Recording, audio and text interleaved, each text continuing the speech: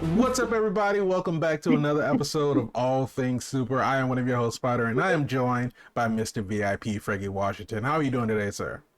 I am infinitely awesome and a half. Awesome. There's a half. There's a half on top of the infinite. So it's like an infinity symbol plus. Thank you for asking. How are you, sir? I'm infinitely confused. Don't forget the plus. Plus. Infinitely confused plus.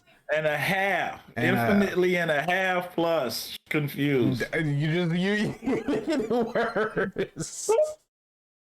Welcome. Oh, I don't need to start with my brain scrambled. No, I don't want that. With cheese. Don't just scramble it. Add cheese. His name is Cheese. I'm lactose intolerant. I can't. I got 99 problems and all of them are painful. That's on the B side of the album. That's the one that Jay-Z didn't release. No, don't say Jay-Z. It is JC. Not trying to get sued this month. Nah. The month's almost over. We'll be all right.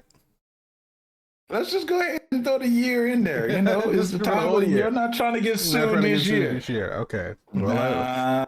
I'm not trying to get sued this year.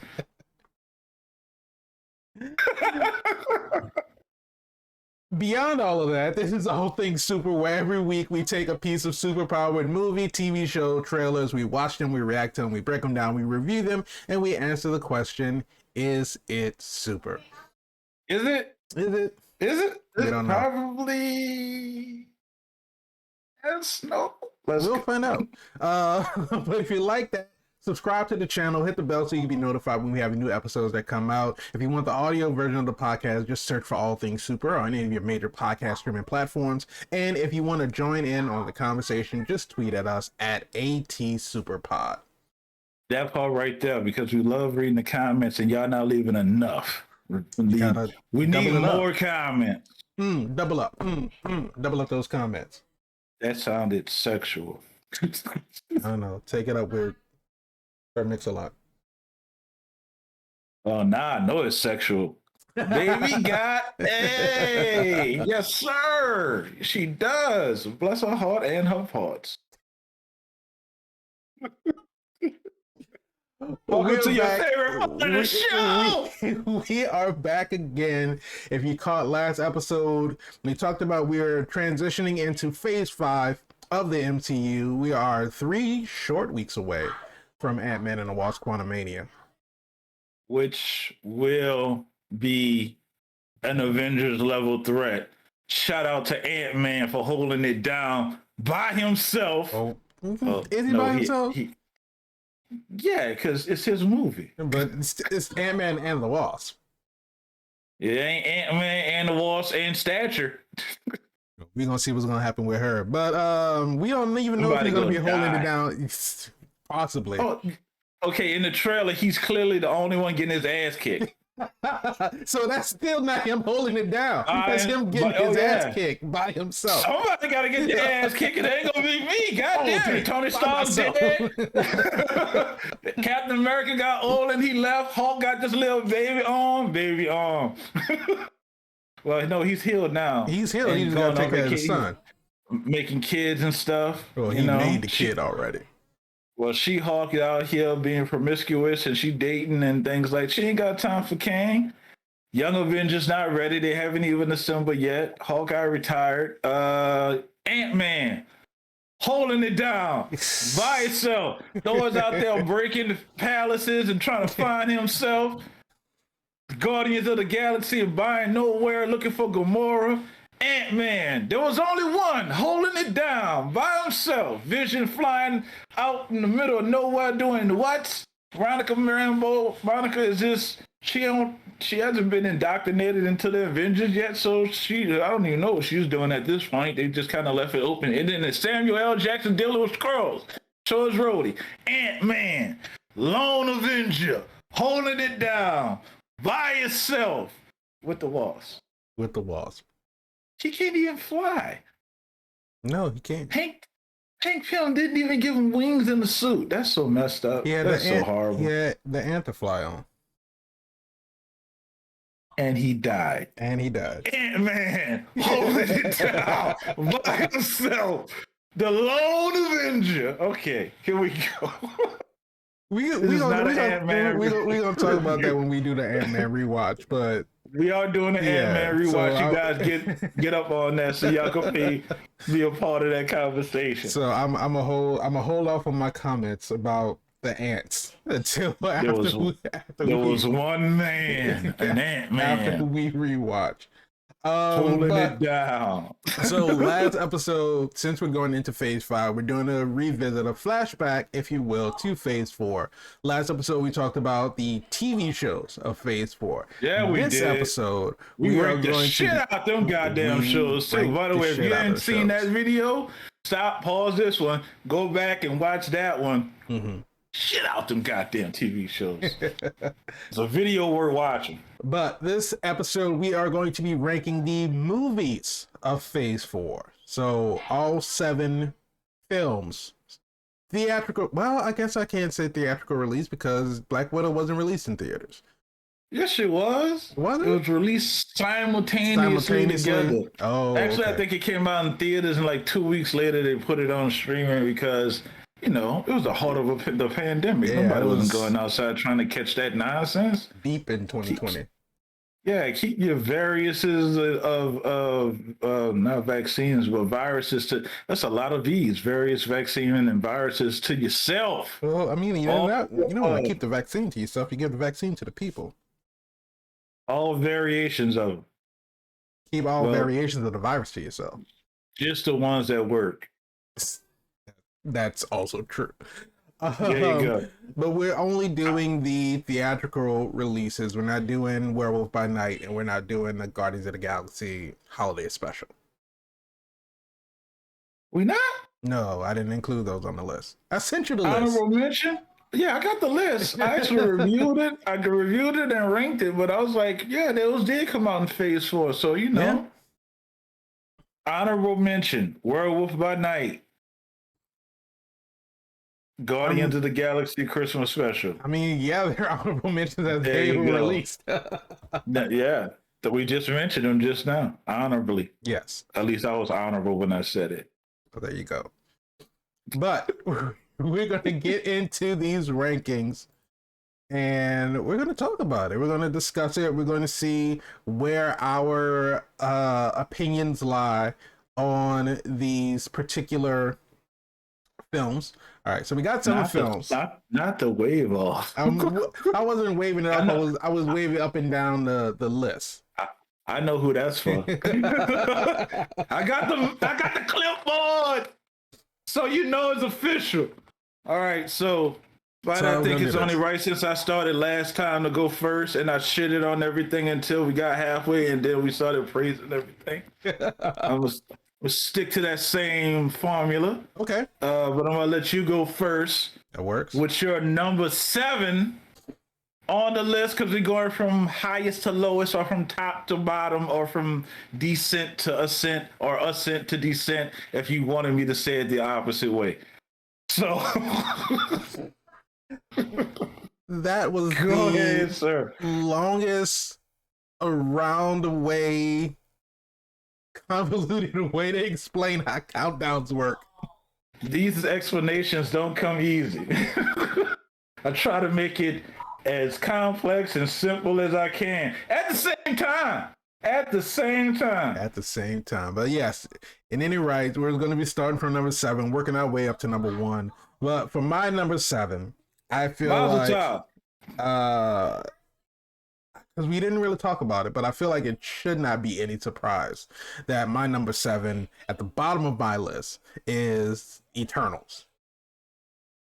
Yes, that is surprising. God damn it, man. Surprising? Shit, god damn. Yeah, it's got that. It's not my number 7, I can tell you that. Then we are going to start off with mismatched lists once again. But regardless, no, Eternals, I appreciate the fact that Eternals was doing something different. Yeah, the actors who are in the film, they do great work, but the story in the film in and of itself, it wasn't good.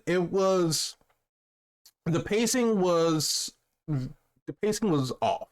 The pacing was it was slow, and then the constant flashbacks to seeing them in the past, like in 65 million BC, and all this other kind of stuff, and it's like watching them as they progress into modern times and getting.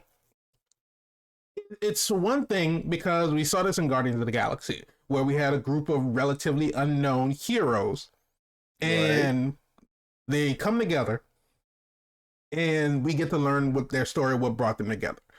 The thing about the Eternals is that we get to this group of relatively unknown heroes, but they're already together, right? So we don't get to see what they went through in order to become a team. They're already an established team. So it's like, why should we care about them? Why are they important? Why are they so powerful? Why do they have the powers that they have? And the only explanation we get to that is like, oh, you all were created to foster in humanity or foster in the technology of the beings on this planet, so that way there could be enough energy in order for the celestial to be birthed from the core of the planet. It never goes into why they have the abilities that they have, why they're able to do the things that they're able to do. And it just their story, I could not find yourself to give a fuck about any one of these characters. Essentially, you didn't yes. give a shit about none of them. It is like when Salma Hayek's character ends up getting killed by the Deviants, and it's supposed to be like this emotional thing because she was the leader of the Eternals. She was supposed to be like their voice. She spoke to Arishem, and she was the go-between. So she was supposed to be a vital part of their team. But when we find out that she's dead, it's like, well, shit, we only got to spend all of 10 minutes with her so far up to this point. And so it's like, okay, she's dead. Cersei is sad. Icarus is supposedly sad, and it's like, why do I care? Like, what ramifications does this have? Oh my God, man, where's your humanity? Someone died. They're not human. It was Salma Hayek. They're not human. They're not even human. That is true. Give a shit about these goddamn androids. Exactly. And the only android I care about is my phone. And it's just the stuff like Sprite. Why is Sprite a child? Why is Sprite forever a child? Like, if they're all of the rest of them are adults, why is Sprite the only child? And that's probably like the only thing that I could understand as far as frustrations went in the story. I can answer that for you right now. I can answer that for you right now, fam. Remember how you get these little upgrades on your Android phone? Mm-hmm. Sprite never got an upgrade. If you keep denying that upgrade, you don't grow up. You gotta accept these upgrades on your phone, or they go automatically upgrade on their own. She turned hers off, so therefore she never grew up. So Eternals are running on like iOS 13, and Sprite is still like iOS 5. She's on Gummy Bear, so I don't know like Android's one. That just goes to let you know how old it is. She on that Gummy Bear. She on that cookies. She on them cookies.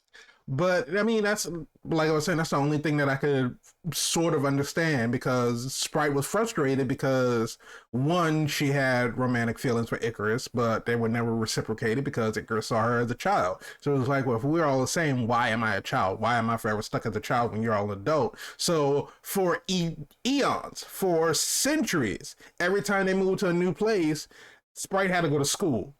And I know I would after I go through school once, and it's like it makes things hard because Kango was able to create a Bollywood career by just impersonating his descendants, right? And Sprite can't do that, because as soon as Sprite is like, they get to like 7th, 8th grade, like, okay, you should be looking a little bit older now. But now we have to move because I can't go to the same school anymore. At the same time, she's able to cast hard illusions, because in the movie, she had an illusion of herself as being older. So why go to school at all? Just do the illusion of yourself being an adult, get a real job, pay some taxes, and live your little life. You know, you can't run from them taxes. I don't care how eternal you are. No, but but it just the all of the motivation for the characters themselves, it fell flat to me. The pacing was really slow. I understand that it was different in a sense of it was it was supposed to be a more emotional story. Outside of what we normally get in MCU movies. And I can see what Chloe Zhao was trying to achieve. I didn't find the movie entertaining. I didn't find the story interesting. Damn. It posed curiosities, yes, because now we have all of these things. Because it's like now we have Dane Whitman, we have the Black Knight, we have the what's his sword called? The Ebony Blade? The Ebony Blade. So we have the Ebony Blade has now been introduced. Which is another word for the Black Blade. Get the connection? For the Black Knight. No, I'm talking about Blade. Blade's black. Well, yeah, but Blade doesn't wield the Ebony Blade. No, he doesn't, but he's black and he's a blade. There you go. Easter egg found. I mean, hey, here's a fun fact. Did you know Blade was originally from London in the comics? Yeah, I knew that. Okay, well, I was talking to them. Okay, there you go. Hey, audience, did you know? Right. Wesley Snipes killed that role, not speaking with a British accent. No, didn't have a British accent at all. Thank God for that. But and so we have all of these things that were introduced now because of the Eternals. And of course, the number one question was, well, if the Eternals were on planet Earth during the time that the Avengers were fighting Thanos, why didn't they intervene? And the reason that was given was if there is a situation that is involving deviants, we can't intervene. That's our unless there's a situation involving deviants, which Thanos is a deviant. Thanos is a deviant. They can't get involved. Right. They can't get involved. He's a half deviant. Because of their agreement with the Celestials, they can't get involved in any matters that involve deviants. Here's the thing. You answered that question in the trailer. Mm-hmm. So even though you said we have these questions, you immediately answered that question in the trailer. So give me reason to care for this character. Movies? Kind of like the same throwaway, hey, where were you? Was talking to Captain Marvel when all the stuff's happening. She was like, well, there's a lot of planets in the universe, and they don't have you guys. Right. Okay. We may not like that answer. That's the answer that was given, right. And we have to, as an audience, accept that answer. So, and at least that one kind of makes sense because, to Captain Marvel's knowledge, being off planet, she knows, and I guess then we kind of talked about this when we talked about when we did our review on Captain Marvel. We don't know exactly how often Captain Marvel had been in contact with Nick Fury. Right, we know that there was the beeper, and I was like, emergency, I need you to come back quick. But we don't know if they had been in the communication before. So with that being said, she might have been aware. Came back. I think she came back, was like, not a threat, and left. It's not an emergency. Well, what I was saying was that she's aware of the Avengers, but she wasn't aware, that they were in that desperate need of help until she got the page. She was like, oh, they got superheroes on Earth. They'll be fine. So let me finish doing what I'm doing out here in space. So like she said, there are a lot of other planets out there that need protecting, and they all don't have you guys. Will we see that? Will we see Captain Marvel protect another planet? No, probably not. Unless we get another Captain Marvel movie. Because I think that the Marvels is going to be centered. Well, I can't say that the Marvels will be centered on Earth mostly because Kamala Khan got transported somewhere and swapped out with Captain Marvel. So we don't know where she got sent. Let's take that swap. I'll take that swap any day. I'll swap out Kamala Khan Wow. for Captain Marvel any day. She's the most powerful hero that we have. Not only that, how she was able to find Tony Stark in space, in Neverland space. You know how big space is. This is not This is going to big. like a garage sale or an auto trade show or a gun show, walking around in the convention center of your city. This is space. And who This knows is where they were, infinite. because they took the Milano and they left Titan, and who Yeah. knows how far they got before How they far they got got back from to Earth. Titan, Yeah. right? So even if you say, "Hey, wait," first of all, who told them they were on Titan? So she was just, "Hey, what's that?" and went on over there. And at the same time, which way? Titan up, Titan left, Titan down, Titan right, Titan. Unless Rocket was able to track them down. I'm gonna cry when Rocket die. Listen, we're getting off we're getting off point. So, but anyway, the Eternals is my number 7 because the movie, in my opinion, was just not good. So, That's my summarization of it. The movie was not good, and that's why it's at well, the let me bottom of tell my you list. what my Phase 4 number movie. 7 was. Spider, Sir Spider, Thor, goddamn Love and Thunder. Okay. Yep, I said it. Thor, your favorite Asgardian demigod, Thor. I mean, he's not a demigod. He's just a god. They go back and forth. You never know. You know, Odin got around, so yeah, we're not even sure if Frigga was really Thor mama. You know what I'm saying? Let's just go ahead and be honest. Odin was swinging that Odin force. He was the ego of the goddamn MCU. Goddamn, I mean, ego is the ego of the MCU. He was on all 9 realms, stealing babies. He just doing what he want. Hey, he got kids out there he wasn't claiming. You know, threw him in. Thought he was Drake for a second. After you threw his little daughter in prison. Hey, I'm just saying. None of this is established in the MCU. What I'm saying I didn't like about Love and Thunder is the fact that, I mean, we reviewed it. And if you really want a deeper breakdown, because like Spider said, we're trying to keep this contained to the list. I'm doing the best I can. Hand of God. Oh, this way. Hand of God.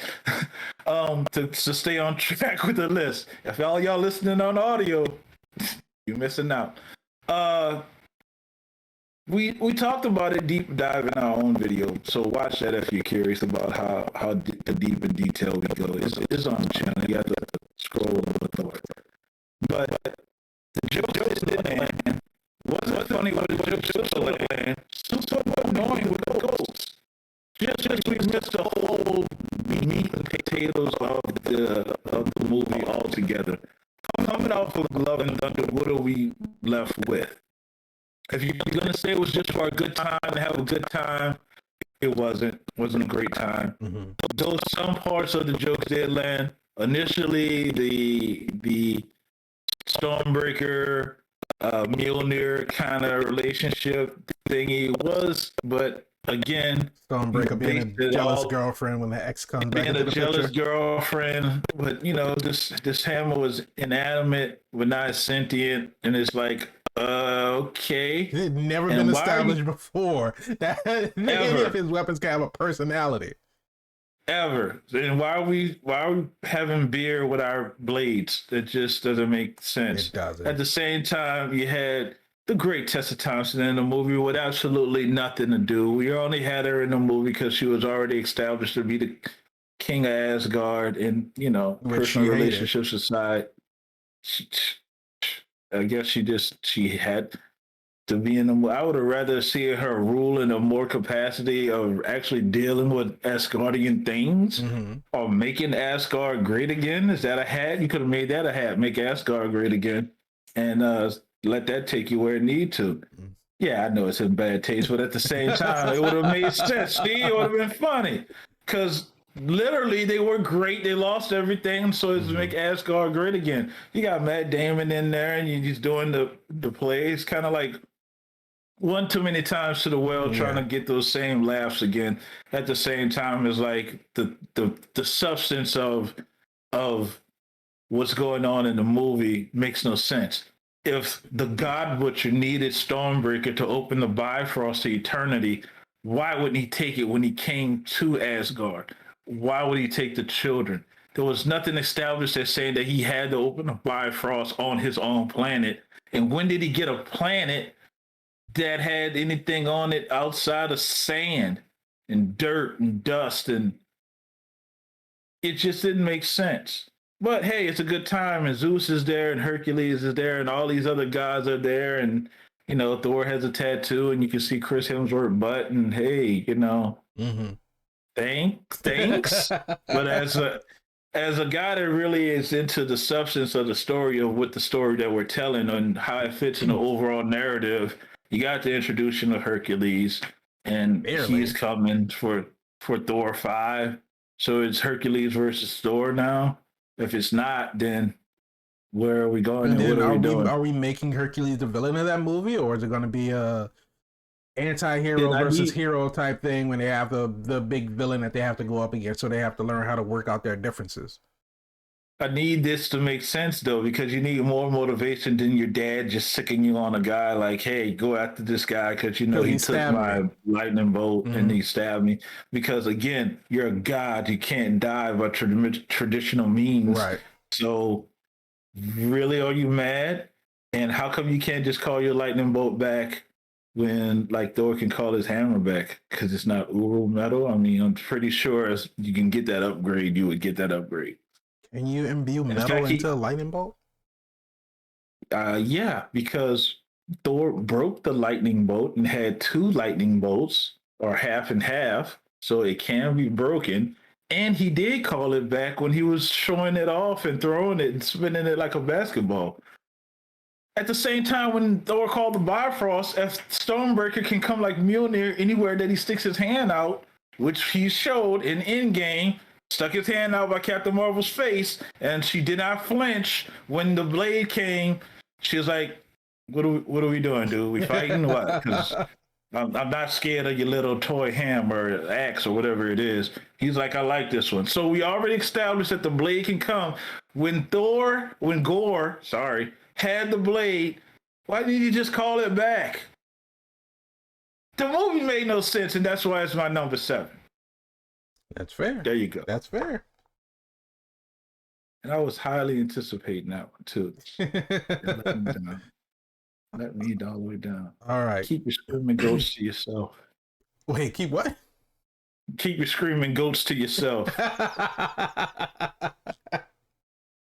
That's what I'm saying. All right. So moving on to number 6. Number 6. For my number 6. My number 6 is Black Widow. Oh my God. Oh. I feel like that's an unnecessary reaction. That is. Woo. Wow. Anyway. So Black Widow is another one that came out before we started our podcast, so we didn't really get to review it. But my thoughts on Black Widow. Highly anticipated Black Widow. Black Widow should have gotten the movie way before she actually did. Phase 1. But so this again, same way with the Eternals, we had the question, well, if the Eternals were on Earth, why didn't we get any appearance of them in Infinity War when Thanos was threatening to snap away half of the universe? Same way with Black Widow. Like, we finally get a Black Widow movie. We're finally going to figure out what the hell happened in Budapest. What happened in Budapest? They refer to it anytime Black Widow and Hawkeye are together in a room, they refer back to Budapest. What happened in Budapest? 3 different times they refer to Budapest. You laid these seeds out, and we thinking we go finally get, and they even showed it in the trailer. Budapest. So we thought we were finally going to get the answer, and no, we didn't get an answer as to what happened. We just know that there was some type of altercation where Hawkeye ended up putting an arrow in the wall. Because we talked about it on a podcast a couple episodes ago. Yelena and Natasha had a conversation. Well, what kind of bullet does that? It's not a bullet, it's an arrow. Like, okay, well, obviously at this safe house that y'all were in, there was some kind of fight. What happened? Right. We don't know. They go into no further detail about it. So that's just one of my few gripes.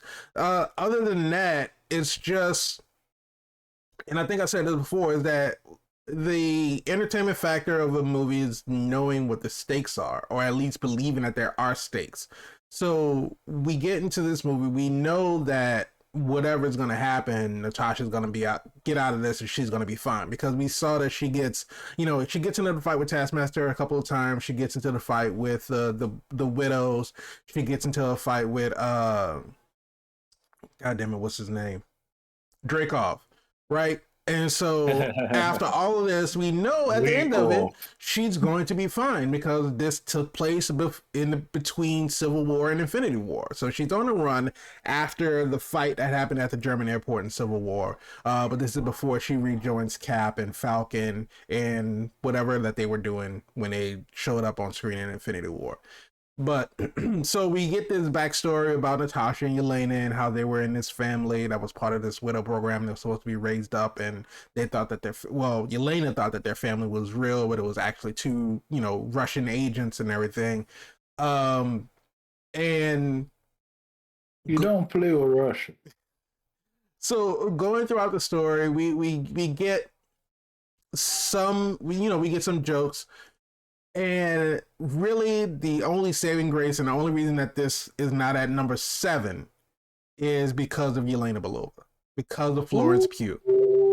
And we've wonder if her said knees hurt from carrying that goddamn movie. We said this many of times in many different episodes. She literally saved that movie. Her performance as Yelena was outstanding. She elevated every conversation, no matter who she was sharing it with. When she was talking to Natasha, the conversations were great. The jokes landed. Everything was funny. Was on time. When she had the scene with Alexei, when she, found out, or at least revealed, like, I knew it was fake, but it was real. It was real to me. She went into the room and she was sitting down and she was talking to Alexei. Broken. Yeah. I was like, yeah, a very touching conversation and everything. And she was a shining beacon in the darkness that was Black Widow. She was our light out of the tunnel. That was Black Widow. God damn it, man. But other than that, it was just because what was the whole thing, right? We were trying to figure out going after Dreykov because Dreykov was, running the Red Room, programming these women to become assassins. Alive. And he was alive. She thought she killed him. So basically going after Dreykov, trying to get rid of the Widow program, and the absolute utter disappointment that was Taskmaster.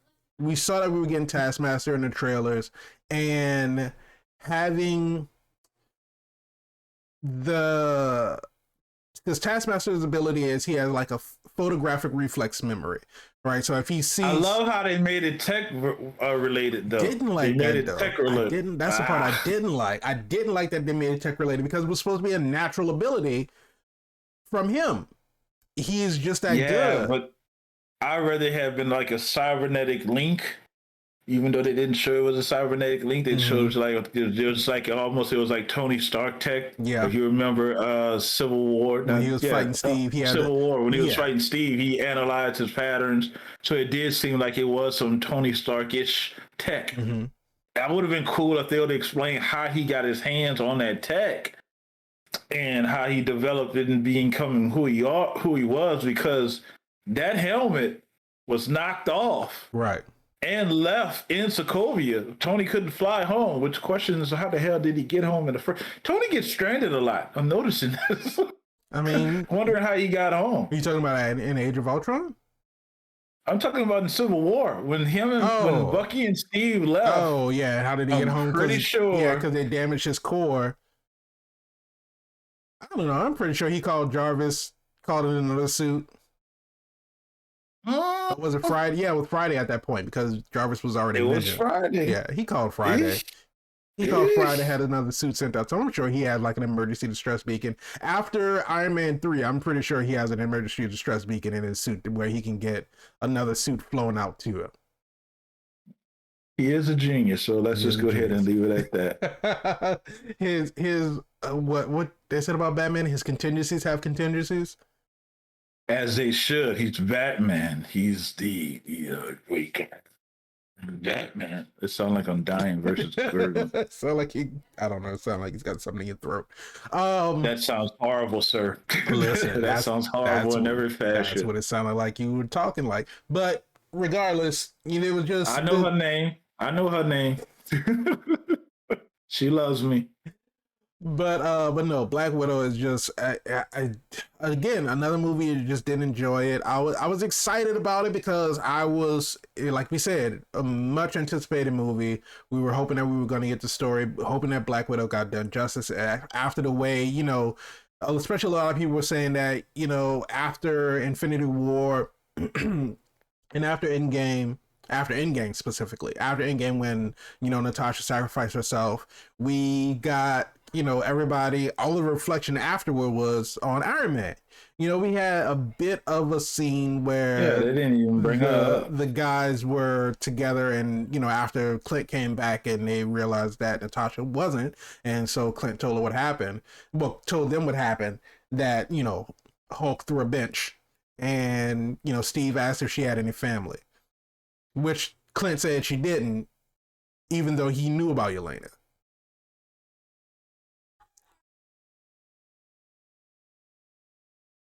No, Yeah. no, because the events of Hawkeye happened after Endgame. No, but he knew he said he told Yelena that Natasha would talk about her. He told her that in Hawkeye. Damn. He had that haircut, man, so you can't tell what. It was can't Tony. It was tell Tony that what- asked. Tony's asked if she had any family, and Steve said, "I think we were the only family that she had." So God Clint damn, didn't say man. anything. Clint didn't say anything. Clint didn't say anything about Maybe his sister. he was busy choked up because he guess. had a lot going on too. His family was gone, and then Now But Natasha's dead. He could have Now threw a bench. He Natasha could have threw a is bench dead. like Hulk did. first of all, I need to see that bench somewhere bench is floating gone. around That in bench is Guardians of gone. the Galaxy. No, I know it's out of space somewhere. Hulk threw that bench like he knew he wasn't gonna get no nookie no more. He just slung that. I just need to see one Guardians of the Galaxy or Captain Marvel, even Nova, just had that bench fly by. What is that about? Because there's no time in space, so we could just see it floating. Anyway, let me say you what my number 6 is, which is the Eternals. Goddamn Eternals. Goddamn Eternals. And I know you're saying, well, you guys just talked about the Eternals. Yes, we did. And I'm going to dump on it a little more. To add a little more dumping. Goddamn it. Make it make sense, Marvel. Like you were saying, Spider, if they would have showed how this team came together and then started questioning the existence of us, make some small discovery that they're not human, that they are androids. You can have this play out in a deviant fight where one of them half their skin gets torn off and you can see the eternal under innings of their anatomy, and then go to repairing that and get some type of data download to see why you exist.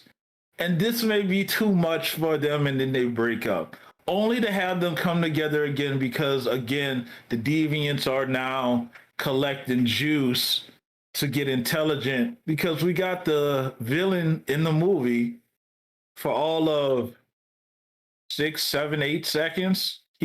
First of all, he captured Angelina Jolie, and who wouldn't? brought her in a cave, and who wouldn't? What a box of scraps. Tied her down and held her, who wouldn't? And then, just started softly caressing her face. First of all, he's not a villain in my eyes. We have the same thought process. Who's not trying to get Angelina Jolie in a cave? What? Caress her face. Anyway, that lasts about that long because she killed him. Yep. Clearly, she doesn't like that. Consent means something. Okay, so he's dead. He didn't really pose a threat because he killed him kind of easily. But so now we're back to the family, which is the Eternals, the official first family of Marvel. Right. Don't have that context. Yes, they broke up in a sense that did happen in the movie. Go back and watch it, and you can see that decided to go to different ways. it's a point. It has to happen to make us understand why they will come back together and to get the band back together again to oppose the immediate threat. But at the same time, we have no character development in none of these characters. So then, like you're saying, this one's in love with her and she's not in love with him anymore. Why? Reasons. Right. This one's in love with him. She's a child. Why can't she grow up but she can cast illusions of herself being grown? Reasons. This one makes weapons, but he doesn't want to make weapons because he made a weapon that destroyed damn near everything. But why did he make that weapon in the first place? Reasons. Because we want to tie these things to actual history, which is cool. There's nothing against that. They did the same similar thing with Loki and tied him into a lot of things that played out in history and saying that was Loki being mischief. Yeah, the whole nine. That worked successfully well. But these did not. They fell flat. But at the same time, we talked about this in our deep dive review of the Eternals. You can't clam all this in from 3 hours is the most you're going to get out of the general audience. You've seen that with James Cameron Avatar. It went 3 hours and like 2 minutes over. They complain about them 2 minutes. It's like, God damn it. It was 2 minutes longer than what it should. They actually said it was 3 hours longer than it should have been. Yeah. Maybe even an hour longer than it should have been. We're even guilty, hand of God, that we said a lot of that stuff kind of could have been cut out and pulled out. Establish a relationship with the boy in the well and tell him, open his mouth, let me get your memories. It sounds like a horrible first line at the bar, but it'll work if you try it. Let me know how it works in the comment section. When you meet a girl, you say, open your mouth, let me get your memories. That's it. That's all you got to say. And then you buy her a drink. Don't do that. And then you take her home and see. Anyway. So a lot of this stuff could have been cut out, but a lot of this stuff in the Eternals was not in. So we just felt disconjointed as an audience member. We don't know really what to root for and who to root for and why we're rooting for them. Eternals hit this spot, and they just, if it wasn't for that split that Thor did, they probably would have been at number 7. Not that I like the split, it just reminded me of Jean-Claude Van Damme, and I'm thinking that Thor is such a powerhouse, he wouldn't do a split anyway. Plus, when did he start hating Jim Henson? Because all those little monkey men look like the little birds. Yeah, well, I got Jim Henson vibes. I was like, absolutely. That was definitely Jim Henson-esque. Yeah, I was waiting for Kermit the Frog to hop out. Some Sesame Street characters to play into that and just have been like, woohoo, reading Rainbow. All right, that's my number. That's my number. You hop from Sesame Street to Reading Rainbow. PBS. You know what? That's fair. That's fair. But that all makes sense when you don't think about it. But that goes right into my number 5. My number 5 is Thor: Love and Thunder, and for a lot of the same reasons that we already hit on, and so I'm not going to rehash all of them again. But you can rehash it. Tell them how Taika Waititi is a genius at other people's movies. One of my biggest gripe about Thor: Love and Thunder was the fact that was it love? No, it wasn't love. Was it thunder? Was it the lack of love and thunder? Was it the Jane Foster plot? It was the jokes that were forced into everything unnecessarily. It tried at humor where humor didn't need to be. Let me just say you this. There's nothing goddamn funny about cancer. I'm sorry. You picked a topic that was just impossible to make funny. Right. But the thing about it is that how can I say this? You had an excellent opportunity to make a horrifying villain out of Gore the God Butcher. And there were a couple of scenes where, especially when it came to Gore conjuring up the snake and then ripping its head off in front of the kids, that was terrifying. In which Gore should be terrifying because he is a God Butcher. He kills You got gods. the American Psycho himself. Yes. Christian Bale. And when they went into that planet and they found like he was in like his little tent, little area thing, and he was coming out of the shadow and his face transformed while he was in the dark versus coming to light, that was scary stuff. And if they would have leaned into that and had that been the focal point of the movie instead of Thor, trying to reconcile with Mjolnir and get him back, and like we said, the whole thing about the jealous Stormbreaker, and Jane trying to be funny because she's trying to come up with a catchphrase, when she knows Which that all her catchphrases suck. yeah, every Like single all one of of them. them, just Eat hammer. yeah, all of that was just, and even because it's like Zeus is supposed to be the god of gods, and With a dress on. I'm not gonna lie. Yeah, he was scared. Him coming down the stairs was a little bit funny. I A was little scared they coming down the stairs. prancing That down. got a chuckle out of me. That was funny, but it was too much. Shout out the Russell Crowe. Shout out to Russell Crowe. You think about it, it is funny because he's such a serious actor. Right. It wasn't very unexpected. But it's like them talking about the God orgy. You've been uninvited from the God orgy. You've been uninvited from, like, how many times do you want to say God orgy? Like, we got it the first time. You don't need to keep bringing it up. But it's just stuff like that, just hammering jokes to the ground. It's in any capacity, not even just in the MCU. It's just, you get enough of it and like, okay, these jokes aren't working. Because it was in Thor Ragnarok, we got to see Thor's, more comedic side, his lighter side, but then at the same time, he was still dealing with, the loss of Odin. Loki's gone now, and now he's on another planet. He's trying to figure out how to get back because Lost his hammer then. Lost his hammer, and Sister broke it. trying to figure out what's going on with Asgard, and so we get a sincere movie with jokes sprinkled in, not a comedy movie with sincerity sprinkled in. And I think that was the mistake of Thor Love and Thunder. And like you said, the goats, absolutely annoying.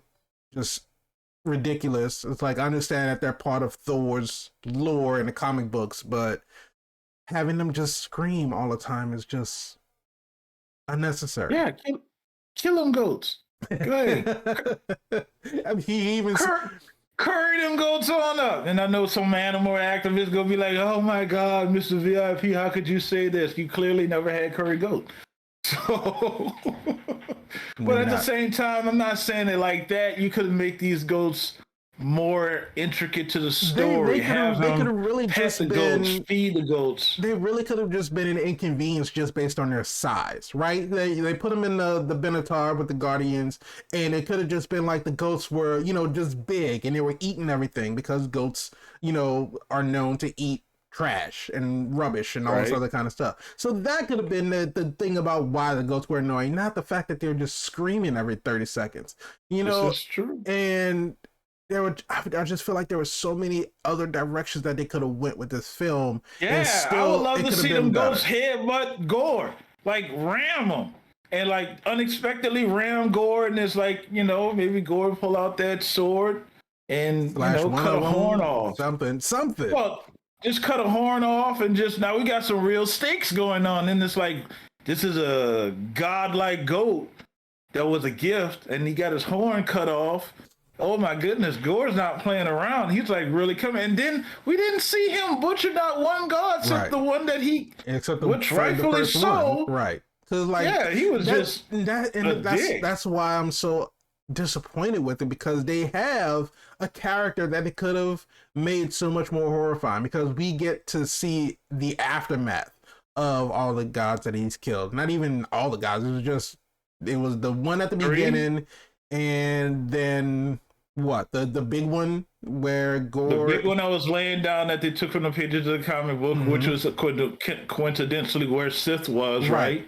And again, that Sith was like, oh, I'm gonna die. I'm gonna die in Valhalla, and it's like, well, no, you're not gonna die in Valhalla because you didn't die in battle. You if you would die now, you would have died after the battle. Maybe your hands in Valhalla. Didn't die in battle. She went. He died after. You know what? Again, it doesn't make sense. Should have been number goddamn 7. That's why I said it was at the bottom of my list. But the thing about it is that the parts that I did enjoy, seeing Tessa Thompson. Tessa Thompson, yes, she didn't get a lot to do, but the parts that she was in... seeing Tessa Thompson. The parts that she was in, absolutely phenomenal. The fight scenes, the fight choreography was still great. except for the kids at the end. I mean, it was hit and miss. There's no way you can put children into a battle and have it be. Don't get me wrong. It's entertaining to see the bunny shoot out the beam and everything, but you shouldn't put kids in dangerous situations. No, I'm sorry. I'm that guy. I don't believe kids should be fighting your war. They should be fighting a god butcher. Thank you. These kids are not gods. So at the same time, it just takes away from the character of Thor himself, right, and of coming through and saving the day. Before that, have we ever established that that Thor was able to bestow godlike powers to anybody? Never. And at the same time, with all this back and forth between Mjolnir and Stormbreaker, he's using a lightning bolt to fight at the end. So why did we establish all of this bipartisan favoritism towards a weapon? At the end climax of it, we didn't even use it. Should have been your numbers. The clipboard don't lie, baby. It should have been your number 7. No. I thoroughly feel that Eternals and Black Widow were worse than Thor: Love and Thunder. Now, I still enjoyed some parts of Thor: Love and Thunder. I enjoyed less in Black Widow, and I enjoyed even less in Eternals. So it's right at number 5. I need to die in battle so I could go to Valhalla. She got shot, stuck, stabbed, and sat the bench. And she was like, "I'll probably die, so I'm not gonna be any good for you." What? I thought you wanted to die. She got another movie in the contract. Battle. Well, hell, don't say shit like this then. Say, hey, I help you as much as I can, but you left me to, king up Asgard. Who gonna do that if I die? Because none of these guys can hold a candle to what I'm doing. That's how I would have been. And then the established relationship between Lady Thor and Tessa Thompson's Valkyrie. Why are we playing these word games? Because when Thor is like, who's that guy? She's like, oh, that guy. You're going to love that guy. And it's like, it's not a guy, because clearly you know who this is, and you know who Thor is, and I'm pretty sure he told you about him in y'all conversations, or maybe not, because it wasn't established on camera that they had that conversation. But at the same time, and then Tessa Thompson said openly in her interviews that one of the first things that the King of Asgard, because again we're doing names, King of Asgard is going to do is get a queen. That wasn't established in this movie at all. We didn't look for a queen at all. She was on the throne, unless you were talking about Meek. Well, she got Meek. No, Meek Mill's got something going on. Meek was just like Secretary of State or something. Secretary of Scissors. But no, we definitely know that they're even just getting behind the scenes looks when they were filming Love and Thunder. There was a whole scene that was shot about Jane transforming into the Mighty Thor for the first time. And they filmed that whole scene and everything, but that never made it into the movie. So who knows how much they cut out, because it would have been great to be able to see Jane be Mighty Thor, right? And be able to learn how to wield Mjolnir, because just because she has the power of Thor doesn't mean that she has the knowledge of Thor. So thank you. I mean, the same way. And how long did it take Mjolnir to come together and come out of the cage? Because it was in pieces. She was standing there touching the glass, and even though Thor said protect Jane, somewhere along the line that decided to kick in. Oh, you must be Jane. Yeah, I remember you. Yeah, let me come together. He never said protect Jane Foster. Could have been any Jane. Number 7 on the list. Dead at the bottom. You're what's your number 5? Oh, it was your turn. Oh, is it my turn? Is it my turn? You right. Let me go ahead and do mine. 3, 4. Mine is the illustrious, well-documented mystic of the magic arts, Doctor Strange, in this multiverse of nonsense that we had is called madness. Multiverse of nonsense. I need y'all to stop hating on Bruce Campbell. He's a treasure, okay? Make this man punch himself for 3 weeks, and that's just supposed to be a trait that, the Sorcerer Supreme, not the Sorcerer Supreme, but, one of the sorcerer's exhibits. These guys are assholes. Okay, I'm just gonna throw that out there. They're assholes. You see a guy with a robe on and a book, leave him alone. Don't even talk to him. Don't say good morning to him or nothing. Clearly, he got something under his sleeve. Magicians, wizards, and androids. So much was wrong with this movie. Okay, I'm not mad about America Chavez. In fact, I'm not going to say that and taking anything away from who they cast. I think the casting was not on point. But if you've seen America Chavez, she's a little more America. So I was expecting that, not somebody that was really looked like they can't punch. Oh, you mean America Chavez in the comics? Yeah, you didn't make that distinction, so I was like, "Wait, what?" It was an alley oop and you slammed it. That's what teamwork is. Okay. Got it. So I'm saying, what we have is somebody that look like they can't punch their way out of a wet paper bag, and it's nothing against that. Just I don't. You got to be able to believe what you're selling, and I don't believe what we're selling. Plus, the portals in the front and the portals in the back didn't really make sense to me. When she's scared, the portals open up from the back. When she deliberately wants to do it, they open from the front. She punched one, they open up in the front. She was scared. She got sucked away in the back. Yeah, that's a She-Hulk kick. That was a America Chavez punch.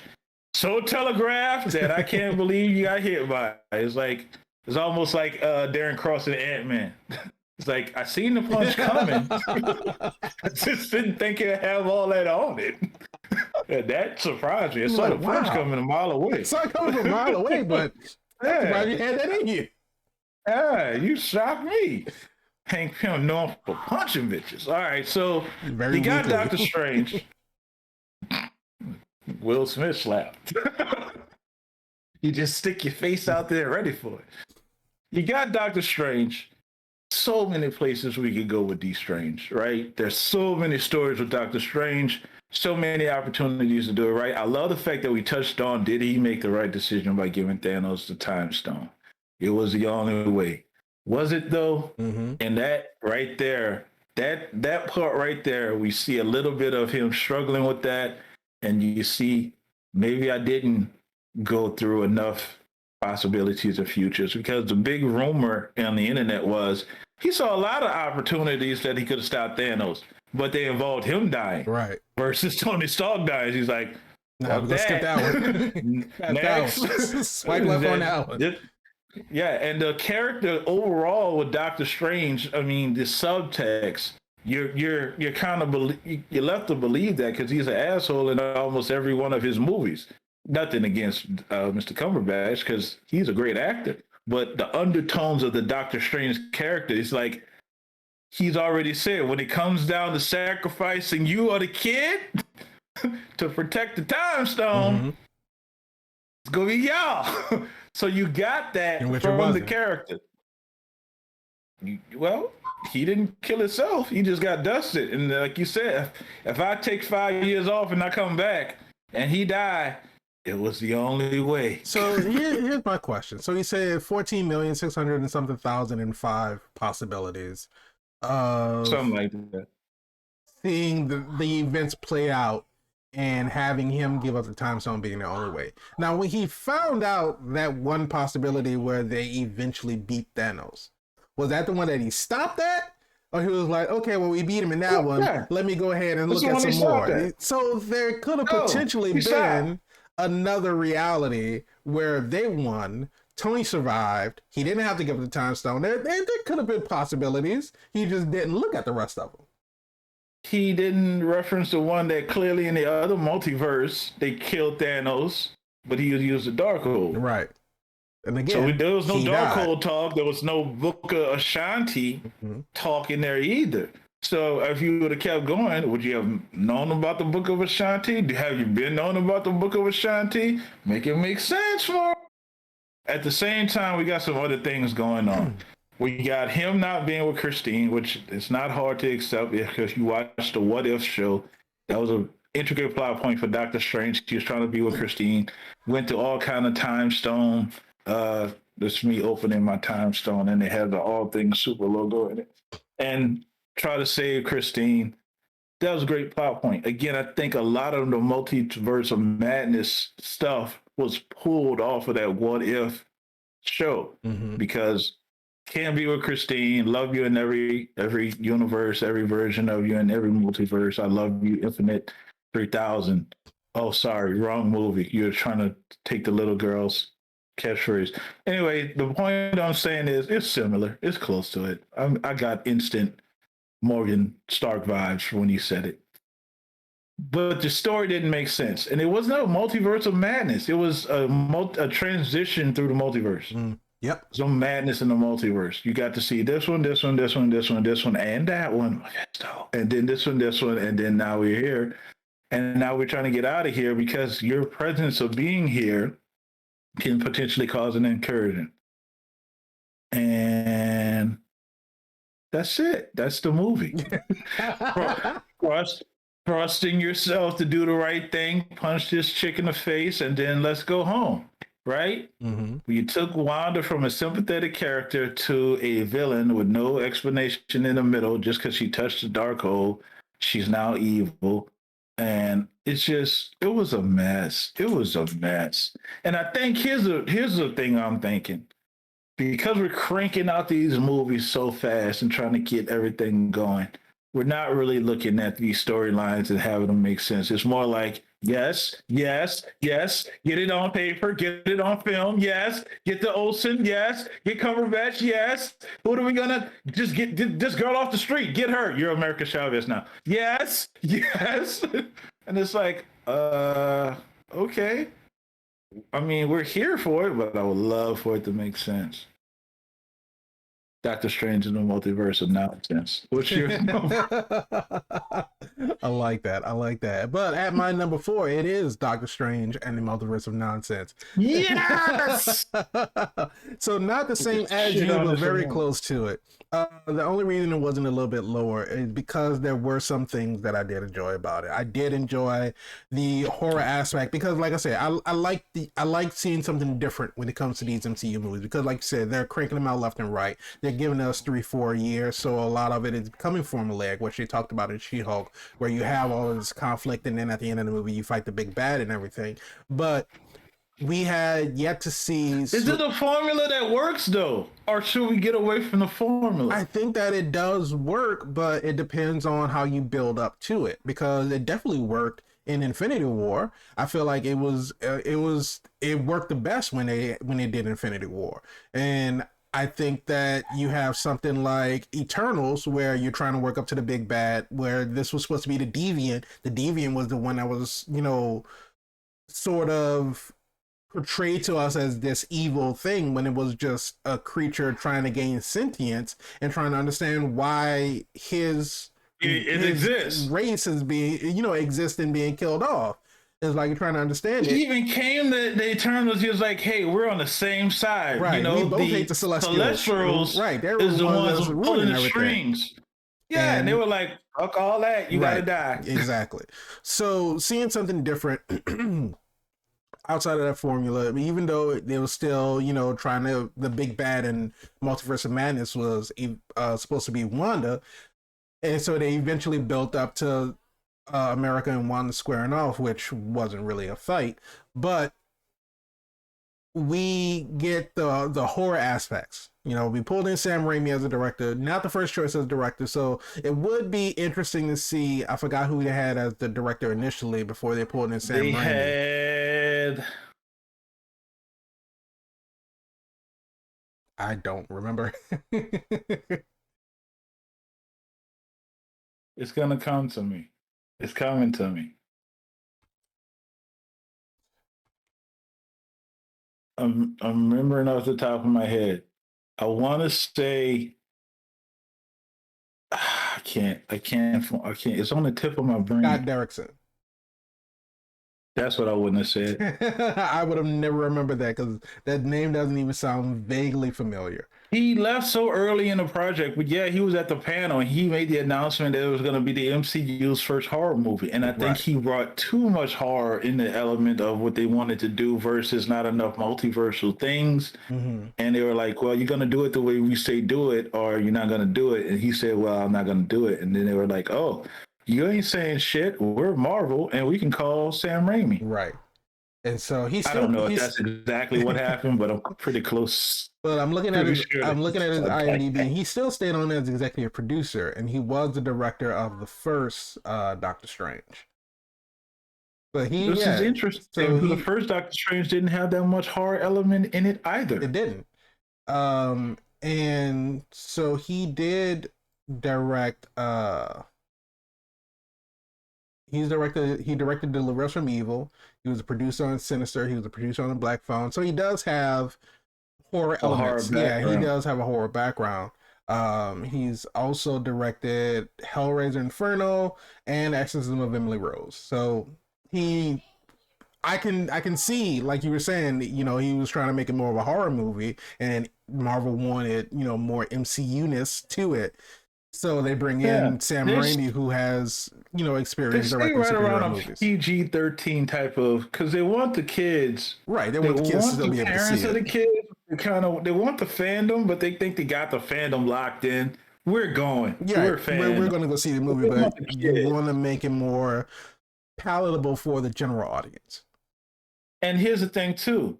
Let's not sleep on that sweet, sweet China market. They want the Chinese Right. market as well. Mm-hmm. So they're not gonna make it really things offensive. That's why we got kajus now, which Isn't that you have to Japanese? have kaj. I could be wrong. I am a lot, rarely. But it would be interesting to see if Scott Derrickson did stay on and he directed it, to see what his movie would have been like and the direction he would have taken it in. But regardless of all of that, having that horror aspect of having Wanda be the villain, and the way they, like we talked about, the PG-13ness of it, but seeing the horrific ways that she murdered she straight up murdered the Illuminati, Yeah, that was, unexpected. pull a pull a page right out of Black Adam's book. Heroes don't murder people. I do. Oh, I'm not a hero.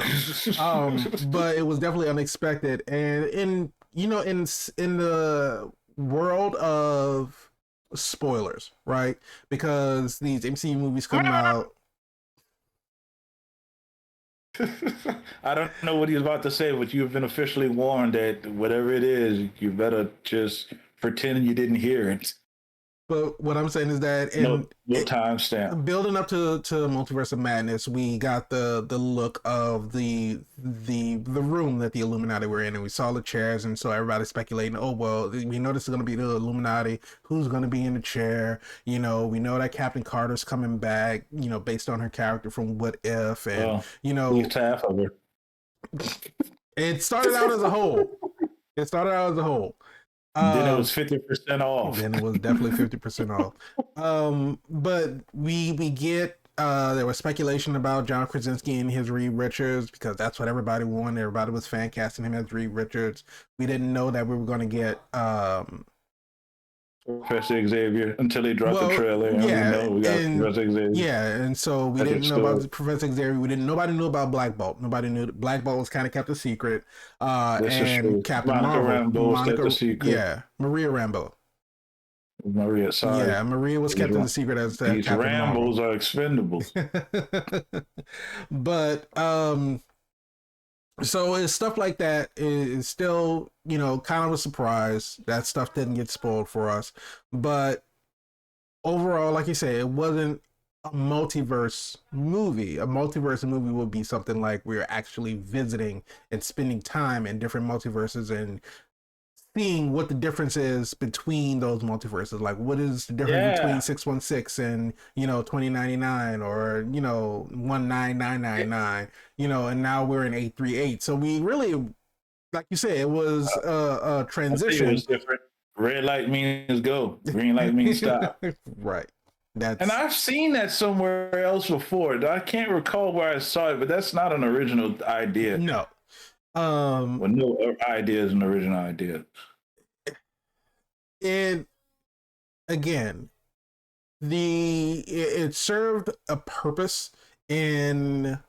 propelling the overall MCU storyline forward because we get now we're Oh yeah. introduced, yeah, we're because now we're introduced, even though Loki has shown us different timelines, now we're introduced to different multiverses or different universes, and so we're getting these not only variants of other characters, because it's not like a Captain America variant, a Steve Rogers variant. This is kind of like what if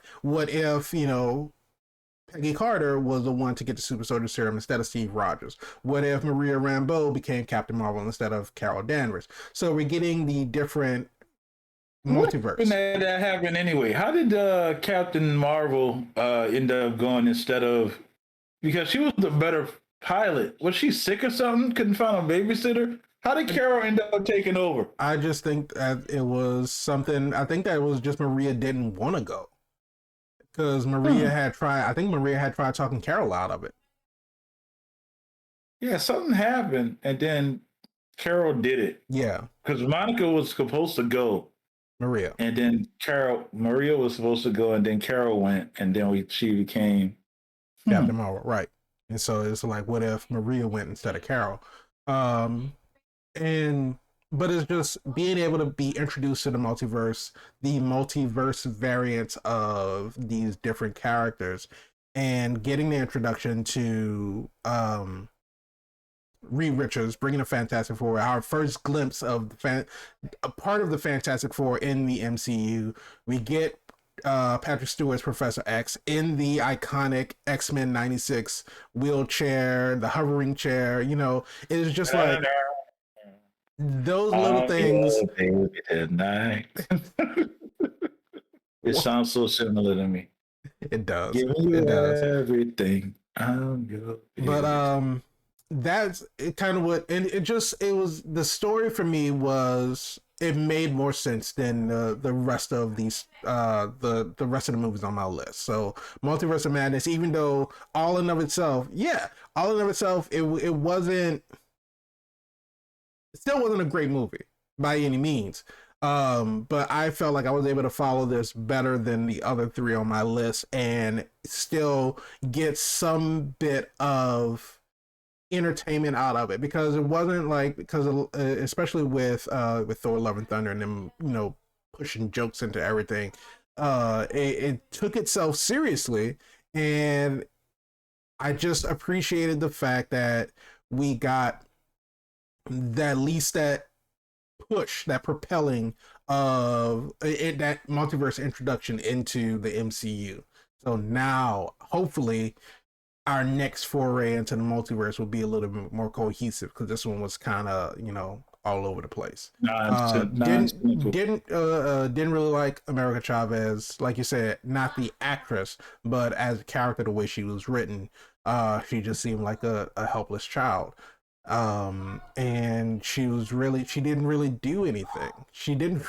There was really nothing She for her to do ran except, around. right, except for she was the reason that they So got from one multiverse to the next, and that was it. That was literally her only person. And I think yeah, we she said could in have been a better our MacGuffin. we said in our review, the podcast, that she was just a bus. She just carried them from one universe to the next, and that was it. But I appreciate this movie for the cinematography of it.